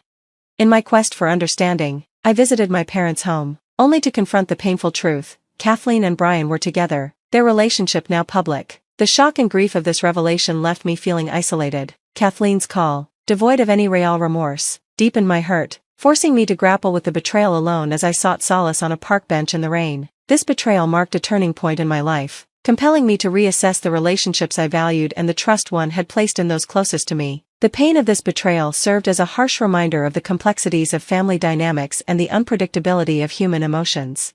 Kathleen's confession that she had pursued Brian for herself echoed memories of our childhood, when she always took what she wanted without regard for my feelings. I always wanted to meet someone like him first, she claimed, a reminiscence of her childhood tactics. Their secret meetings and eventual intimacy felt like an insurmountable betrayal, especially when Kathleen cruelly admitted that she had only pretended to be nice to Brian to win him over. Her justification was both simple and painful. She believed her looks made her more deserving. The shock of this betrayal propelled me to make drastic changes in my life. I changed my phone number, moved out of my apartment, and even secured a new job to distance myself from Brian. Severing ties with my family, including Kathleen, was a difficult yet necessary step for my peace of mind. But when Kathleen attempted to reconnect via social media, posting a condescending message that feigned concern for me, it was the final straw. Her actions reopened old wounds and ignited a desire for revenge within me. Despite my feelings, I attended our grandmother's funeral, fulfilling her last wish. However, Kathleen's mockery persisted there. She openly compared our lives in front of everyone, including Brian, who couldn't even meet my gaze. The introduction of Kathleen's son, Arthur, was a painful reminder of the life she had built with the man I once loved. Her comments about my single status and her flaunting of her seemingly perfect life with Brian felt like salt in an already open wound. Yet everything shifted when my daughter, Janet, and my husband, Michael, arrived. Michael, the youngest director at the hospital where Brian worked, symbolized the success and stability I had found far away from the chaos of my past with Kathleen. The surprise and envy that flickered across Kathleen's face at the revelation of my husband's stature and our happy family life offered a sense of vindication. Her attempts to belittle me and showcase her own life as superior backfired, exposing the depth of her insecurity and the hollowness of her victories. My journey had brought me to a place of genuine happiness and fulfillment, far removed from the superficial standards of success that Kathleen clung to. This moment, while tinged with the pain of past betrayals, underscored the strength and resilience I had cultivated in building a life on my own terms, surrounded by those who truly valued and loved me. After deciding to make a fresh start away from my family dynamics, I found a job at a hospital where I met Michael. He was a dedicated doctor. Impressed by my attentive care for patients and my efficient support of the medical staff, our relationship blossomed earnestly, grounded in mutual respect and shared values, a stark contrast to the entanglements of my past with Kathleen and Brian, whose reactions to Michael and my relationship revealed their surprise and perhaps envy. At our grandmother's funeral, the dynamics of our relationships were laid bare. Arthur recognized my daughter, Janet, from her popular YouTube channel, the Jane Leon channel, which boasted 4 million subscribers. His initial excitement to befriend Janet was met with her candid rejection, highlighting her loyalty and protective nature towards me. This prompted an outburst from Arthur, who blamed Kathleen for his disappointment, creating a scene that she struggled to control. Caught up in the competition, Kathleen attempted to belittle my social media presence, but the truth of Janet's channel far outshone her own meager efforts.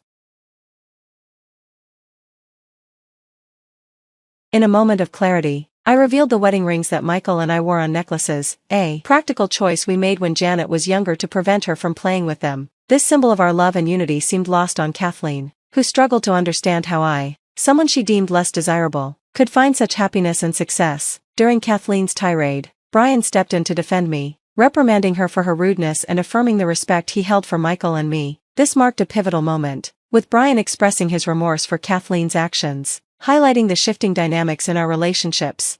The funeral provided an emotional backdrop for these revelations, allowing me to introduce Michael and Janet to my parents. The encounter was bittersweet. My mother radiated joy, while my father maintained his stoic demeanor, still influenced by his favoritism towards Kathleen. Though my mother expressed a desire for more frequent family gatherings, the complexity of our family relationships made such promises feel difficult to fulfill. In the days that followed, a sense of apprehension prompted me to check social media, bracing myself for Kathleen's potential mockery. Sure enough, she had posted a photo of Janet, attempting to fabricate a narrative of a harmonious encounter. This manipulation, characteristic of Kathleen, leveraged Janet's popularity for her own benefit, distorting the truth of our strained relationship. Through it all, the strength and resilience of my family shone brightly, emphasizing the stark contrast between our genuine connections and the superficial ties that Kathleen clung to. Our journey was one of healing and growth, moving beyond past hurts toward a future filled with love and authenticity. I was taken aback by Kathleen's relentless quest for attention online. Her latest antics, sharing a photo of my daughter Janet without consent and concocting stories about autographs, left me feeling exasperated. When I publicly requested the removal of the photo and called out her dishonesty, Kathleen retaliated by highlighting my comment to portray me as the envious sibling. Her followers quickly rallied to her defense, echoing sentiments that painted me in a negative light, turning the situation into a petty drama instead of a serious concern. Understanding that direct confrontation with Kathleen would lead nowhere, I took to the Jane Leon channel, our family's platform, to address the issue responsibly. I clarified to our audience that the photo had been shared without our permission, debunked the autograph claim, and stressed the importance of online privacy and respect. Additionally, Janet and I created a video educating children on internet safety, emphasizing the need for consent before sharing someone's image. This initiative received overwhelming support, reinforcing the importance of teaching young internet users about digital etiquette.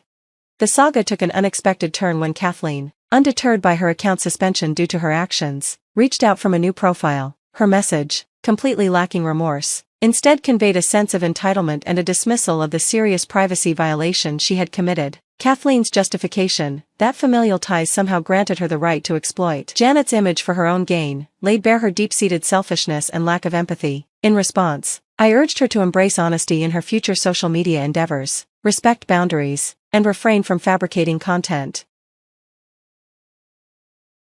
Despite having initiated the conversation, Kathleen's parting words dripped with irony as she accused me of intruding on her life, entirely unaware of her own invasive actions. While she continued to curate a vibrant online persona, painting a picture of a fulfilling life, her past behavior began to haunt her. A former classmate from her exclusive school reached out to me, exposing a troubling pattern of manipulation. Kathleen had been exploiting her connections to coerce friends into hosting gatherings and allowing her to intrude on their personal lives, all under the guise of maintaining her social stature. This revelation illuminated the extent of Kathleen's manipulation, showing that it extended well beyond our family disputes and affected others in her social circle. This unexpected ally's experiences highlighted a broader issue regarding Kathleen's influence, prompting me to reflect on the effects of social media on personal relationships and the lengths some individuals go to maintain an illusion of perfection. The unfolding events underscored the complexities of navigating familial ties in the digital age, emphasizing the vital importance of integrity, respect, and privacy in all aspects of life. As I learned from multiple sources about Kathleen's attempts to manipulate her friends with unspecified leverage, her tactics became increasingly evident. She had threatened to expose secrets that her friends themselves couldn't recall, an unmistakable sign of her desperation to wield control and influence. On my advice, these friends confronted Kathleen, demanding proof of her claims, which, unsurprisingly, she failed to provide. This confrontation led to a noticeable shift in Kathleen's social media presence. Her posts began to lack the friends she had once prominently featured, signaling a collective stand against her manipulative behavior. As Kathleen's social circle dwindled, contrasting sharply with her once vibrant online life, I noticed changes in my own household. Michael, usually punctual and attentive, began arriving home late from the hospital, hinting at unrest within his professional environment. Despite my attempts to provide comfort with snacks for the overworked staff, I could feel an undercurrent of tension in the air, an issue no one seemed willing to discuss, leaving me feeling out of place and worried. The source of this hospital unrest soon became clear. With a seriousness I rarely witnessed, Michael disclosed that Brian, Kathleen's husband, had been involved in a serious medical error. This incident, compounded by attempts to cover it up and his generally poor attitude, led to his dismissal from the hospital. The fallout from this event not only jeopardized Brian's career but also strained Kathleen's family dynamics. In the wake of these developments, my mother, who had been kept at arm's length by my father's directives, reached out with news that brought everything full circle. Kathleen's marriage to Brian had crumbled under the weight of his professional failures and their personal conflicts, culminating in divorce. Furthermore, Kathleen had been disowned by our family, a consequence of her actions and the damage they inflicted on those around her. While distressing, this sequence of events served as a reminder of the importance of integrity and accountability in both personal and professional realms. Kathleen's fall from grace mirrored Brian's professional demise, highlighting the consequences of a life guided by manipulation and deceit. At the same time, the solidarity shown by Kathleen's former friends in standing up to her tactics offered a glimmer of hope, showcasing the resilience of those willing to confront unfairness and support one another in challenging times. The aftermath of Kathleen's actions extended beyond her relationships, impacting her son, Arthur, who was placed in a facility due to the upheaval and financial instability that ensued. This situation seemed to serve as a wake-up call for my father, who had always had a soft spot for Kathleen. Nevertheless, neither he nor I were in a position to take Arthur in, as we had our own future needs to consider. My parents opted to support him indirectly, offering financial assistance to the facility while choosing to remain anonymous in their contributions. During our conversation, my mother's tearful apologies revealed her deep regret over Kathleen's trajectory. She blamed herself for Kathleen's sense of entitlement and manipulative tendencies, acknowledging how they contributed to her downfall. Despite this acknowledgement, I asked to maintain some distance from the family drama, hoping to preserve the peace in my own life. In a lighter moment, Michael suggested a family outing to the amusement park, which sparked joy on Janet's face. She excitedly chatted about riding roller coasters, and we planned to capture those moments on camera to share later. However, in a sweet display of protectiveness, Janet declared that she didn't want the world to see just how adorable her mommy was, fearing the attention it might attract. Michael's agreement with her sentiment warmed my heart, affirming the loving bond we shared as a family. This dinner marked one of the rare occasions we were all together, discussing our future plans and the simple joys of life. Despite the complexities and challenges posed by our extended family situation, it was these moments of unity and happiness that I cherished the most. Michael's unwavering support and Janet's innocent joy reminded me of the beautiful life we had built together, a life I was determined to protect and nurture, far removed from the turmoil and strife that had once defined my relationship with Kathleen and my family.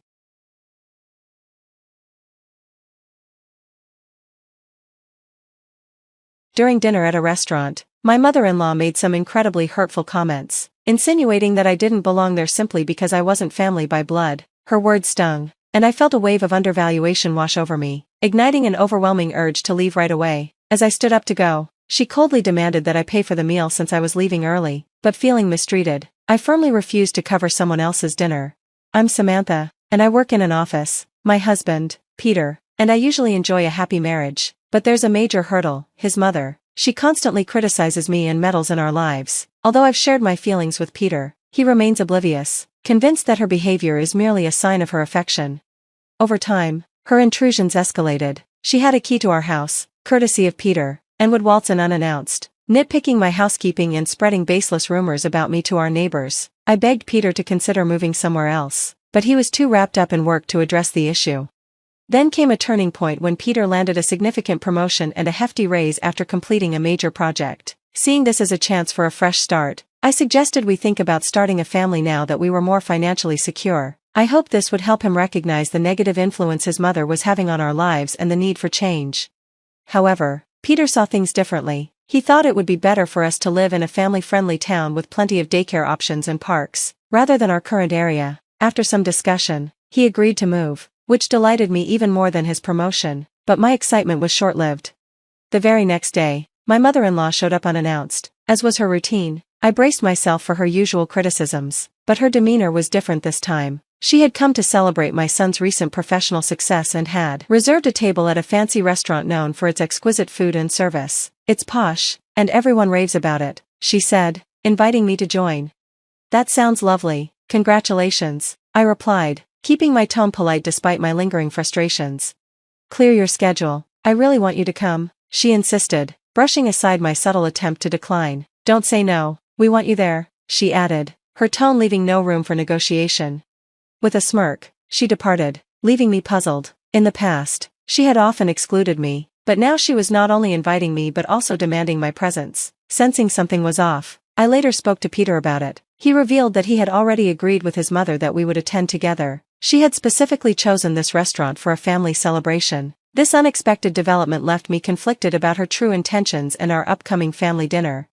Peter was genuinely excited about the event. Aren't you looking forward to it, Samantha? He asked, but my feelings were far from his.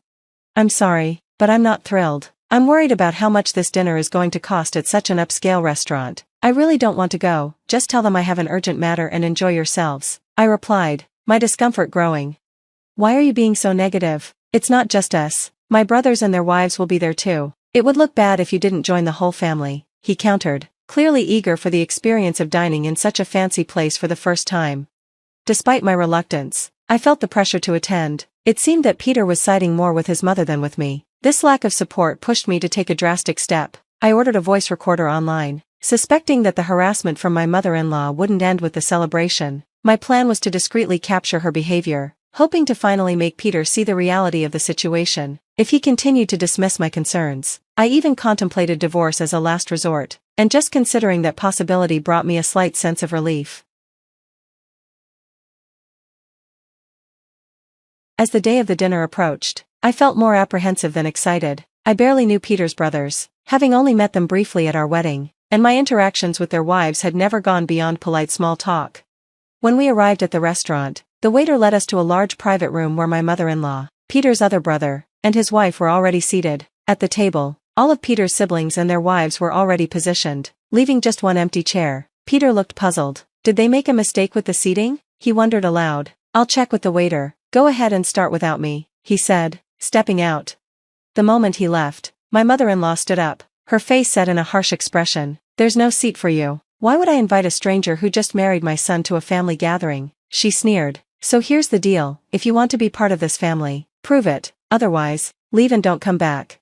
Without hesitation, I replied, I'm leaving. She looked momentarily stunned, perhaps expecting me to beg for her approval. Undeterred, she pressed on. Listen to me carefully, she said, her tone sharp. If you pay the entire bill for everyone here, then I'll acknowledge you as Peter's wife. I'm sure you're feeling like an outsider, so pay up and earn your place in this family. I already told you I'm leaving. Why should I pay for a meal at a gathering I'm not even welcome at? I shot back, turning to exit. She slammed her hand on the table, raising her voice. Do you really want to be seen as a stranger? This is your chance to prove yourself. Pay up. No, I'm perfectly fine being an outsider, I said with finality, and since I'm not family, I won't be paying for this dinner. Goodbye, mother-in-law. I walked out without looking back. I could hear her footsteps as she tried to follow me, but by the time she reached the door, I was already heading toward the exit, leaving behind the tense atmosphere and the oppressive dinner. Once outside, I decided to go home and send Peter a detailed email explaining everything that had happened. To my surprise, he arrived home just 15 minutes later. He told me that the waiter had confirmed there was no error with the seating. My mother-in-law had deliberately set things up to create a scene. My stand had unexpectedly sparked a ripple effect. Peter's brothers' wives, who had endured similar treatment, found strength in my actions and left the restaurant as well, prompting their husbands to follow in solidarity. As expected, the backlash came swiftly. Within hours, my mother-in-law began calling me non-stop. The ringing was relentless until I finally blocked her number, but one call managed to slip through, this time from an unknown number. Hello, is this Samantha? A man's voice asked. He introduced himself as a police officer from a nearby station. He explained that after everyone had left, my mother-in-law continued dining and then, in a shocking twist, tried to have the bill charged to me. However, the restaurant staff, unimpressed by her earlier behavior, refused her request. They doubted I would return, given how upset I'd been when I left. Without a way to pay, my mother-in-law was advised to settle the bill with a credit card, but she had neither a card nor enough cash. Frustrated, she tried to call various family members for help, but no one responded. Her anger boiled over, and she began damaging the restaurant's property, smashing decorative vases and flower pots in her fury. The staff, unable to manage her outburst, called the police. By the time the officers arrived, they managed to calm her somewhat, but she remained stubbornly defiant. With the bill unpaid and no solution in sight, the restaurant requested that she be escorted out. Feeling a responsibility to address the situation, Peter and I returned to the restaurant, finding the police still attempting to manage her erratic behavior. As soon as she saw me, she shouted, "This is your fault. If you just paid the bill, none of this would have happened. Don't you know it's your duty to help your family? Pay up now."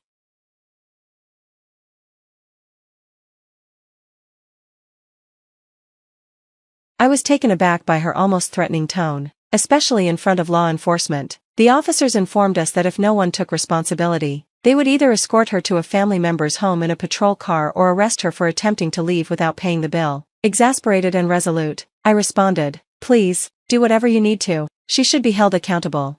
My mother-in-law looked stunned. "How can you be so heartless? It's bad luck to let a family member get arrested," she pleaded, but my mind was made up. "I don't care, I'm not family, and I won't support someone who's acting like this," I replied, turning to leave, leaving her to deal with the consequences of her actions.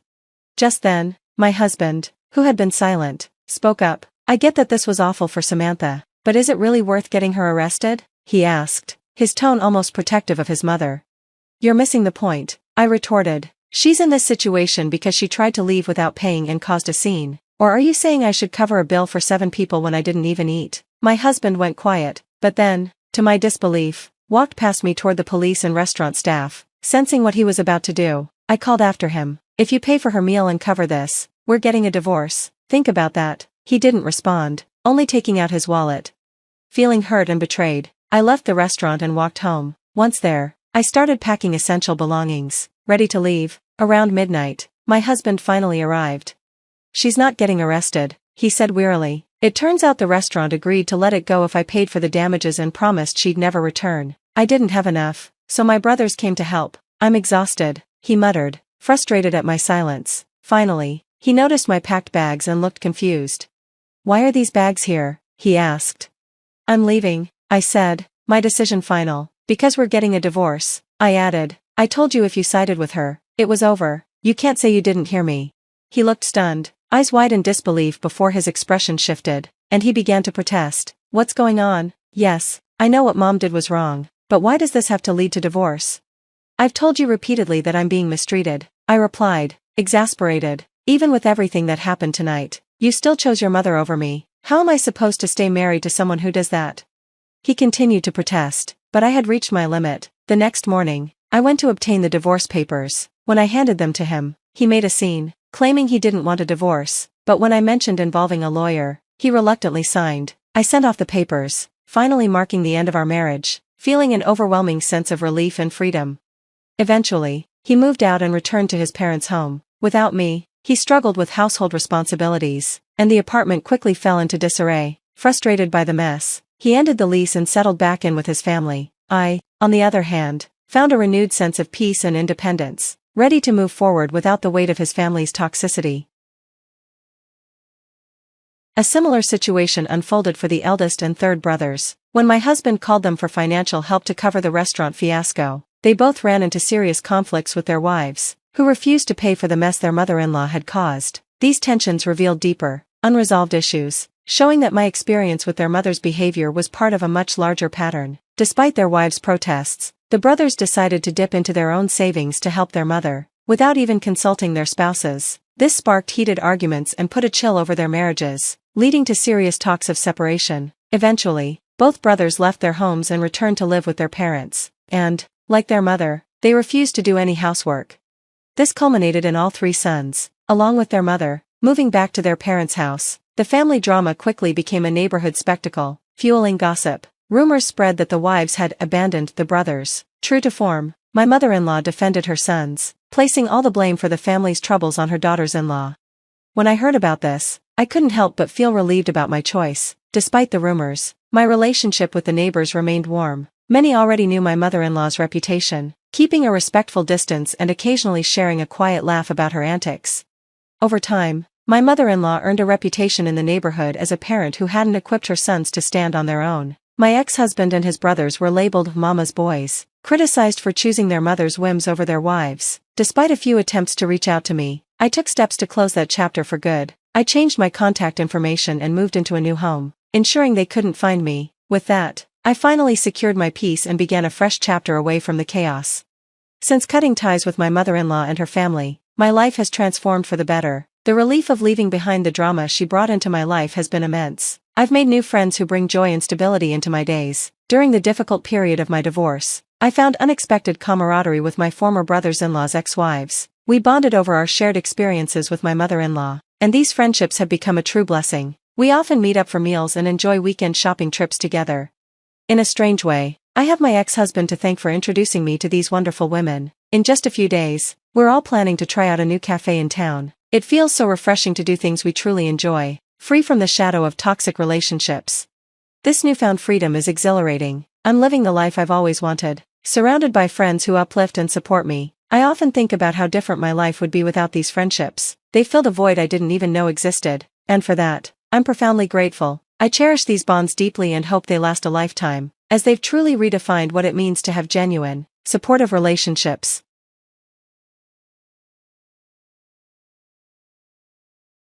Hello, my name is Julie, and I'm 42 years old. I often find myself reflecting on a particularly difficult chapter in my life that began when I made the painful decision to end my marriage to Thomas. It became increasingly clear that we were not meant for one another. His childish and immature behavior frayed my nerves, and the idea of being tied to him for life felt less like a partnership and more like a burden. The challenges in our marriage weren't solely due to Thomas. His mother, Martha, played a significant role in my distress. Right from the start, she made it abundantly clear that I would never meet her impossibly high standards for her son. Her constant criticism and subtle attempts to undermine me eroded my confidence and made me feel like an unwelcome guest in my own home. I can recall countless instances when Thomas's immaturity, coupled with Martha's meddling, turned our relationship into a battleground. There were evenings when I came home from work yearning for peace, only to find Thomas engrossed in his video games, oblivious to both me and our shared responsibilities. Whenever I tried to express my frustrations, I was met with indifference. "I've had a long day, Thomas, can you help with some chores?" he would dismissively reply. Later, "I'm in the middle of this game." His disregard extended beyond household duties. He even forgot our anniversary, brushing it off when I brought it up. "It's just a date, we can celebrate some other time," he said nonchalantly. There was a time he invited his overbearing mother to visit without informing me, transforming what should have been a relaxing weekend into an unwanted family gathering. "She's my mom, Julie, she can come whenever she wants, don't be so uptight." Discussions about budgeting or saving money felt futile. It was like talking to a child. "You worry too much, let's just enjoy our money." "We'll figure it out later," he would argue. These examples barely scratched the surface of the deep-rooted issues in our marriage, where my concerns were routinely ignored and my feelings dismissed. It was painfully obvious that Thomas's immaturity and lack of concern were insurmountable obstacles. During family gatherings, Martha seemed to revel in belittling me, never missing an opportunity to criticize my appearance, my career, or even my cooking in front of everyone, relishing in the discomfort she caused. I remember one evening after spending hours preparing dinner, hoping for a word of appreciation. "Martha, I hope you enjoy the meal I spent so long making," I said. Her response was biting. "Let's see if it's even edible. I can't trust your cooking." On another occasion, I excitedly showed her a new dress I'd bought for an event. "Martha, what do you think of this dress?" Her reply was cutting. "Oh, sweetie, that dress is way too revealing for someone your age. You wouldn't want to embarrass yourself, would you?"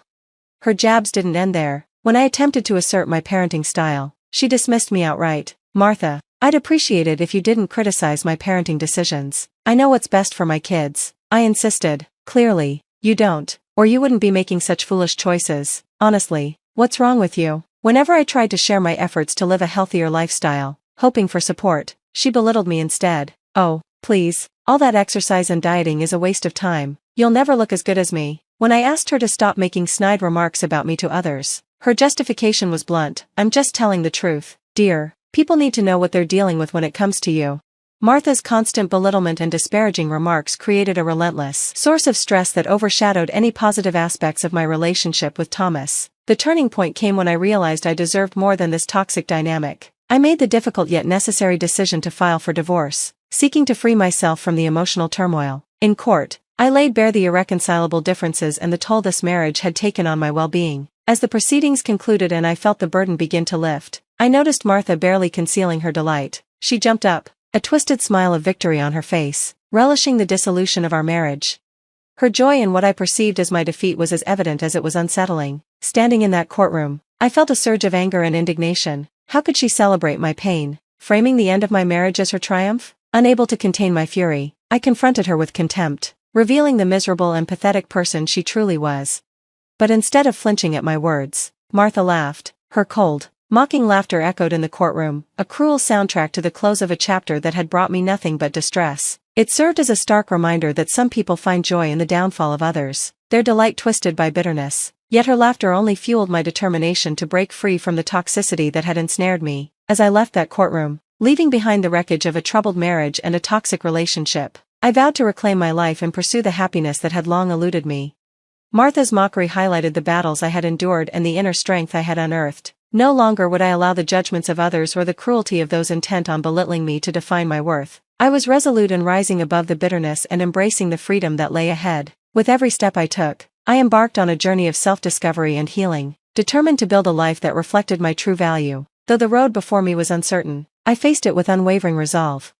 The path to happiness might not be straightforward, but the struggles I had faced had forged resilience within me. It was time to leave behind the drama, the toxicity, and the emotional scars and step into a future filled with hope, self-love, and the promise of brighter days ahead. However, the story doesn't end there. As it turns out, when Martha reveled in her victory, she expected to gain something tangible, something she believed she had finally secured. But as fate would have it, she was mistaken.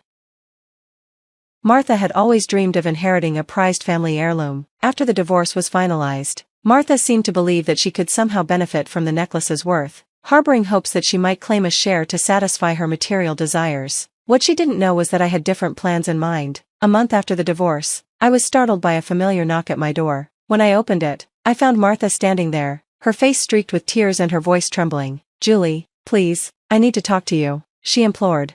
Despite my conflicting feelings, curiosity mixed with a reluctant sense of sympathy, I let her in to escape the cold. Once we were settled in the living room, I encouraged her to express what was troubling her. Between sobs, Martha struggled to articulate her thoughts, revealing the collapse of her carefully laid plans. "My plan, it failed. Julie, I thought I would finally get what I wanted, but everything has gone wrong." With a hint of skepticism, I prodded her for more details, intrigued by her evident despair. "What plan are you talking about, Martha, and why are you so upset?" Taking a deep breath, Martha attempted to regain her composure. "I thought that after the divorce, Thomas would be entitled to half of the heirloom's value," she admitted. Her scheme had relied on manipulating her son to secure a piece of my family's treasure, a plan that now lay in ruins. I thought I had finally triumphed, But then Thomas dropped a bombshell that shattered all my hopes. Driven by curiosity mixed with a sense of satisfaction, I leaned in closer, urging Martha to share the details. What did Thomas reveal, Martha? I'm all ears. As she wiped her tears, her voice trembled with a blend of regret and disbelief. He told me he forgot to mention a prenuptial agreement he signed before we got married. It clearly states that the heirloom, along with all your money, is completely off limits. I never stood a chance. I couldn't help but burst into laughter, relief and vindication washing over me. Oh, Martha, you have no idea how much I was looking forward to this moment. I knew your manipulative schemes would unravel eventually.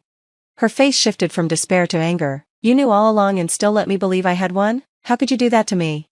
I leaned back in my chair, a sense of triumph radiating from within. Oh, Martha, I didn't let you believe anything. You chose to see what you wanted to see, blinded by your greed. The truth was bound to come out.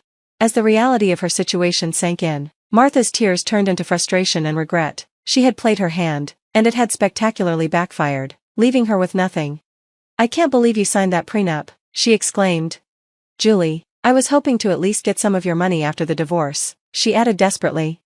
Martha, I signed that prenup precisely for situations like this. I anticipated someone might try to take what's rightfully mine. You were never really a good wife, were you? She accused. This isn't about being a good wife, Martha. It's about protecting myself and my assets from manipulative people like you. I had the foresight to secure my future, I replied, unapologetic. But I need the money, Julie, I'm desperate, she pleaded, her desperation palpable.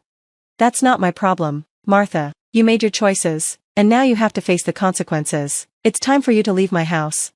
You're so cruel and selfish, she shot back. Julie, I'm not the one who tried to deceive and manipulate for personal gain. Martha, you reap what you sow. Now, please leave. An uncomfortable silence settled in the room, broken only by Martha's sobs. The weight of her failed schemes hung heavy in the air, a stark reminder of the consequences of her actions. As the harsh reality of her situation dawned on her, she was forced to confront the painful truth that her greed and deceit had left her with nothing. Yet, I stood firm, resolute in defending my rights and protecting what was rightfully mine. My experiences had taught me that trust and love should never blind one to the potential for betrayal. As Martha prepared to leave, her expression was a tumultuous blend of anger and resignation, the bitterness of her choices hanging in the air. With a scornful tone, she spat, You call me heartless?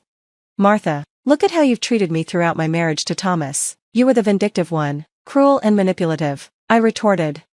You're exaggerating, she protested. Really? Shall I remind you of how you deliberately excluded me from family events, belittled my achievements, and spread rumors about me? You seem to relish my distress. I did no such thing. You're just trying to paint me as the villain, Martha defended herself. Enough with your lies and manipulation. Leave my house now, or I'll call the police, I declared, giving her an ultimatum.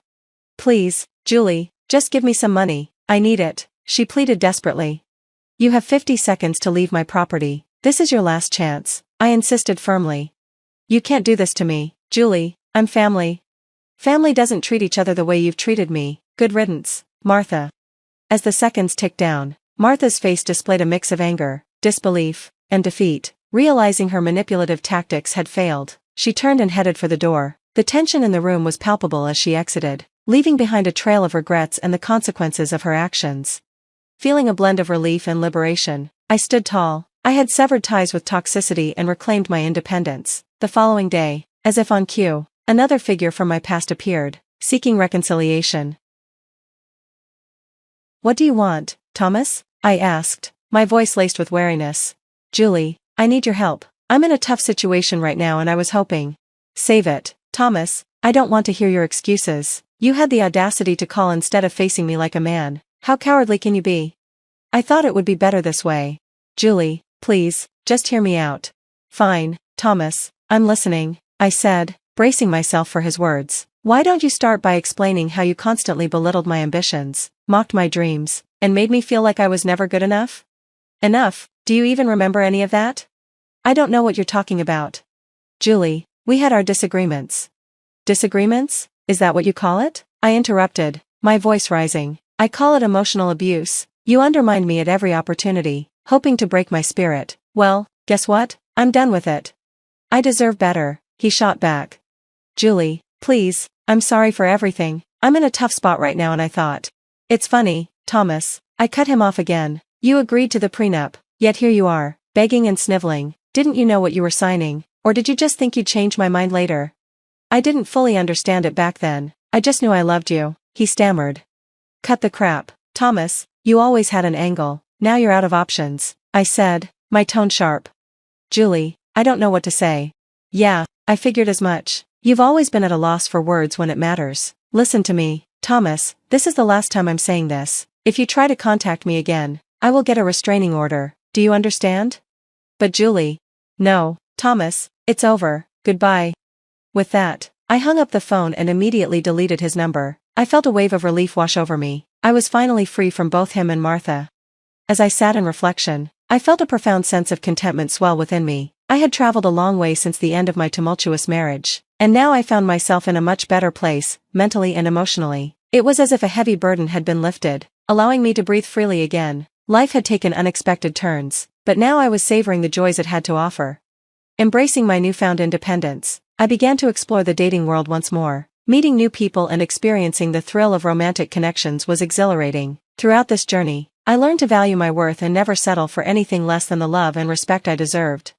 In addition to the excitement of new relationships, I found solace and empowerment in sharing my story. My experiences during my marriage inspired me to write a memoir, recounting the trials and tribulations of my past. It became a testament to the strength I discovered within myself, a story of overcoming adversity and finding empowerment in the aftermath of a challenging chapter. I unearthed a profound resilience within me, a beacon of hope I felt compelled to share with others who have walked similar paths. My writing aims to underscore the critical importance of self-love and the courage needed to escape damaging relationships. As I move forward, I can still hear the distant echoes of discontent from my ex-husband and former mother-in-law. Their envy palpable as they observe my blossoming success from afar. They miscalculated my inner strength, and now they must grapple with the repercussions of their actions. I have put distance between their toxicity and my new life, but their feeble attempts to discredit me continue. Martha and Thomas are trying. Hello, I'm Linda, 31 years old, and I always believed I had a solid relationship with my mother-in-law, Melissa. From the very first time we met, her warm smile made me feel embraced, leading me to think she genuinely cared about me. Little did I know that beneath her friendly facade, she was secretly scheming to create rifts between my husband, Scott, and me. Melissa would call Scott daily while I was at work. At first, I thought nothing of it. It seemed normal for a mother to want to stay connected with her son, but gradually, I began to notice a shift in Scott's demeanor. He became distant, his attitude towards me often laced with hostility. Confused by this sudden change, I decided to confront him one evening when we were alone. Scott, is everything okay? You've been acting strangely, I said, hoping to break through his wall. He responded sharply. I'm fine, Linda, just leave me alone. Isn't that what you want? He retorted. I was taken aback but pressed on. What do you mean? He accused me with frustration. Do you just want to take all my money and leave? I was hurt and stunned by his accusation. How could you think I would do such a thing? What's gotten into you? I demanded, deeply offended. Scott let out a heavy sigh, his expression shifting as he sank into a chair, hiding his face in his hands. He looked troubled. I'm sorry for snapping, Linda. It's just that something's been bothering me, he admitted. What is it, love? You know we can face anything together, I said, trying to reassure him. After a moment, he confessed. Linda, I hate to say this, but my mom has been saying some really negative things about you during our calls. I was shocked. Melissa, whom I had considered almost a second mother, speaking ill of me? I could hardly believe what Scott was telling me. How could she do this? Why would she try to sabotage our relationship? As doubt crept into my mind, I tentatively suggested, are you sure you're interpreting her words correctly? Sometimes communication can be misunderstood. But Scott remained adamant. I'm not misreading anything, Linda. It's clear that my mother has taken a dislike to you, and it's not just a misunderstanding, he insisted.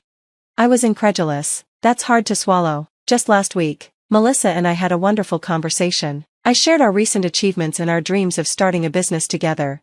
Scott shook his head, revealing a troubling detail. That's ironic because she told me today that you plan to hijack our business, register everything under your name, and disappear with all the profits.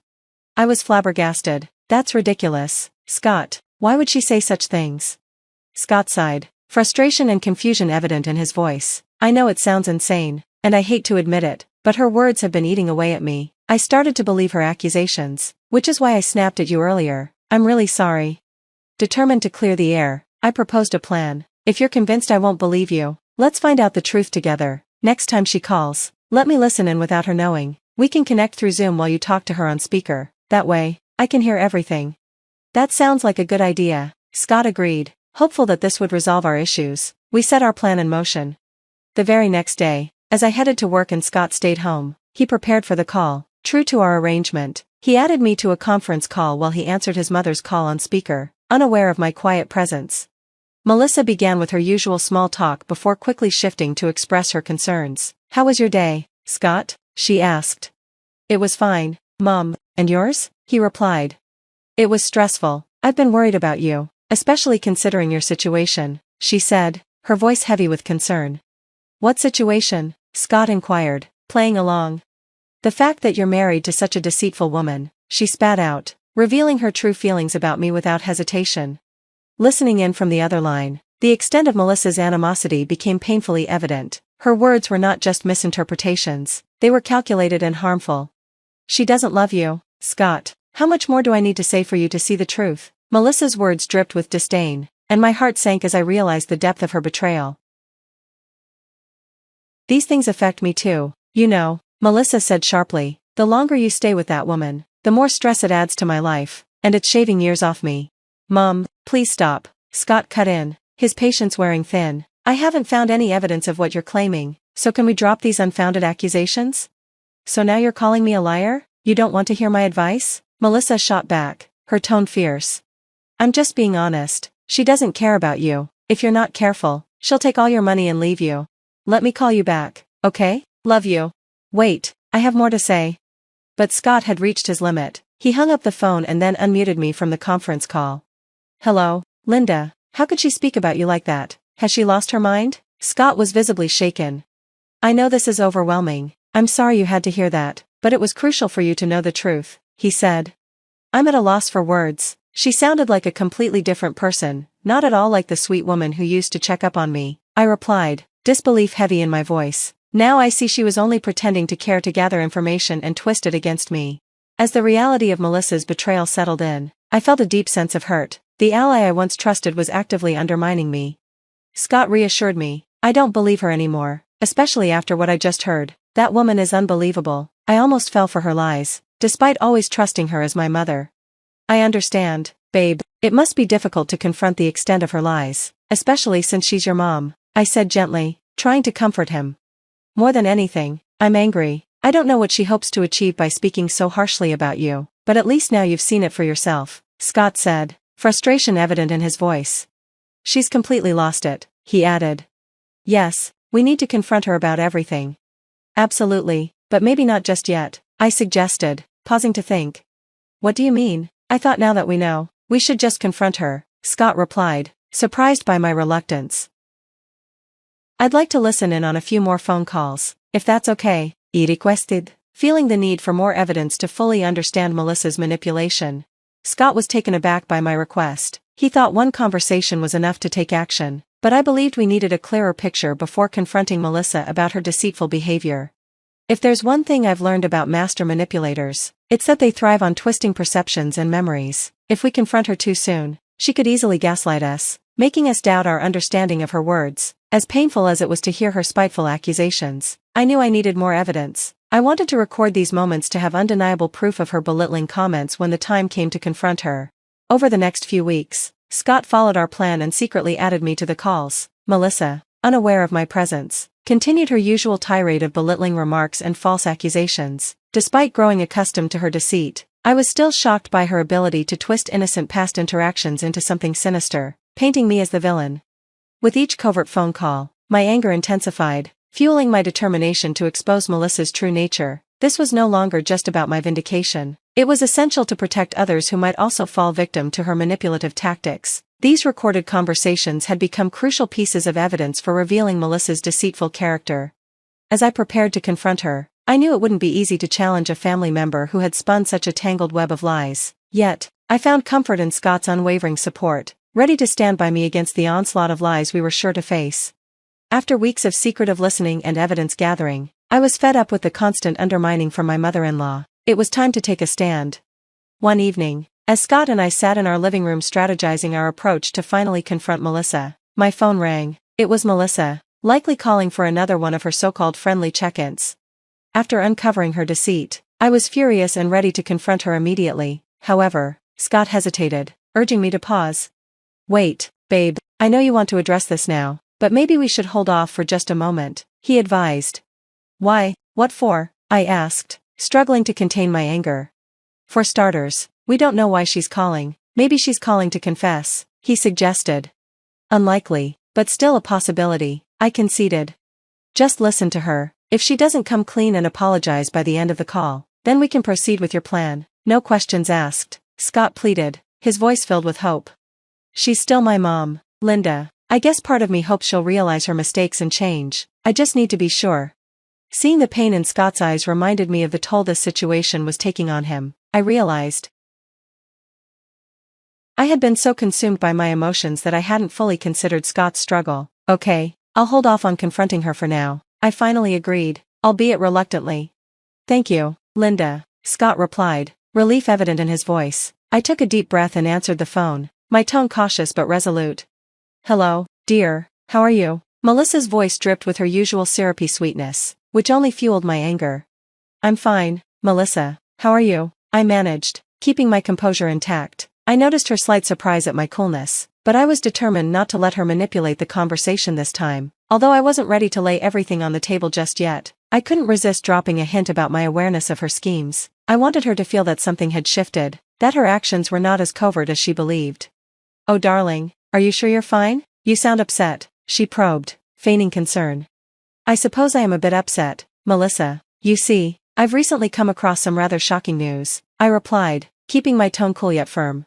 "What news, dear?" she inquired, curiosity and caution intertwining in her voice. "Well, it turns out someone has been speaking very unkindly about me, slandering my name for no clear reason, perhaps out of jealousy or something else," I continued, choosing my words carefully. "Oh dear, how awful," Melissa responded, attempting to mirror sympathy. "Yes, it is awful, Melissa. Have you ever encountered someone so cruel that they would harm another's reputation for no reason at all?" I asked pointedly, subtly directing the conversation toward her behavior. A telling silence followed my question. Through this carefully crafted dialogue, I aimed to signal to her that I was on to her, setting the stage for a confrontation that, although postponed, was now unavoidable. "I think we need to continue this conversation tomorrow, dear. I'm suddenly feeling very tired," Melissa said abruptly before hanging up. Before I could react to her hasty exit, Scott's phone buzzed with a new message. It was from Melissa. "Got another update on your slimy wife. Someone else has been talking about her too. Turns out I'm not the only one who thinks she's no good. You need to get out of that situation while you can. I'll call you tomorrow while she's at work to tell you the full story." Scott and I were both stunned, hurt by her continued deceit. The sight of the text seemed to extinguish any lingering doubt Scott had about his mother's duplicity. He looked ready to take action. "We need to stop her, Linda. How can she keep being so deceitful?" he said, a mix of anger and resolve in his voice. "It seems she cut the call short to fabricate more lies about me for you tomorrow. This is sickening, Scott. I can't believe she would go to such lengths," I replied, feeling a swirl of outrage and sadness. Caught off guard, Melissa nearly choked on her drink. She hadn't expected to hear my voice, probably thought she was imagining things for a moment. "Don't worry, Melissa. You're not hallucinating. I'm here on a conference call with Scott. I've been listening to your conversations for the past 3 weeks," I revealed, maintaining my composed tone. "Linda, how did you, I believe there's been a misunderstanding," Melissa stammered, panic creeping into her voice. I let out a cold laugh, unwilling to let her twist the narrative. "Oh, please don't insult my intelligence, Melissa. The act is over. I know all about the games you've been playing and the lies you've been feeding Scott. We are not going to be pawns in your schemes any longer. I can't believe you would be so cruel and manipulative without reason. What drove you to this?" Scott chimed in, disbelief and frustration lacing his tone. "Melissa, you're pathetic. Even now, after being caught, you're clumsily trying to cover your tracks. Not to worry, though, I've recorded everything you've said. Let me refresh your memory," I said, as I began to play the audio recordings I had gathered over the weeks. The cruel words echoed in the room, sending chills down my spine. I could see the panic wash over Melissa's face as she faltered, desperately trying to talk over the recordings, but her attempts to defend herself against the undeniable evidence fell flat. Realizing she had nowhere to hide, Melissa's demeanor shifted slightly. "Well, Linda, guess what? I don't care that you found out the truth. So what? What are you going to do? We all know you're bad for my son." "Bad for him in what way?" Exactly? I pressed, eager to hear her reasoning. I don't know. You're hiding something. I can feel it. I don't have any evidence, but I just know you're no good for him. She snapped back, her argument weak and baseless. The lack of substance in her accusations only underscored her desperation and inability to manipulate the situation any further.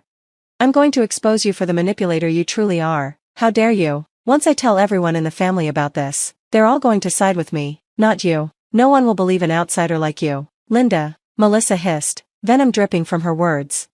You're mistaken, Melissa, I replied calmly, my confidence unwavering. What you haven't realized, despite my earlier warnings, is that I've been recording this conversation too. Yes, that includes our conversation last night and the text messages you sent to Scott. You've played your hand, and now it's time for you to face the consequences. We have solid evidence of your deceit, Scott added, his voice steady yet filled with sadness. I hate to say it, but I'm done making excuses for you. I can no longer justify your actions or hope for your change, he continued. Sensing the seriousness of her predicament, Melissa abruptly changed her tone. Baby, Linda, let's talk about this privately. This information doesn't need to go public. I'll apologize, okay? Just delete those recordings. Let me come over right now. You're finishing your shift soon, right? We can settle this over a cup of tea. Save it, Melissa. Your attempts to clean up your mess are pathetic. You have no shame. It's far too late for apologies, especially after being caught. Who knows how long you would have continued this deceit if we hadn't confronted you today? I shot back sharply. We're going to tell everyone about your actions, and there's nothing you can do to stop it. And just to be clear, I no longer want to be in contact with you. I can't surround myself with your negativity any longer, Scott declared firmly. As we had promised, Scott and I exposed Melissa in various family group chats, detailing her manipulative tactics. Overcome with fear and embarrassment, she left the family groups, but we added her back to face the consequences of her actions. The response was swift. Everyone was disappointed and appalled by her behavior. They collectively agreed that she needed to be temporarily removed from family gatherings to reflect on her actions and hopefully improve. Melissa bombarded us with calls, pleading for us to stop ruining her reputation, but we remained steadfast, reminding her of the mess she had created for herself. After exposing her, a deep sense of satisfaction washed over me. Melissa's grip on our lives had loosened, and we were reclaiming control. I felt confident that she wouldn't dare manipulate anyone like this again.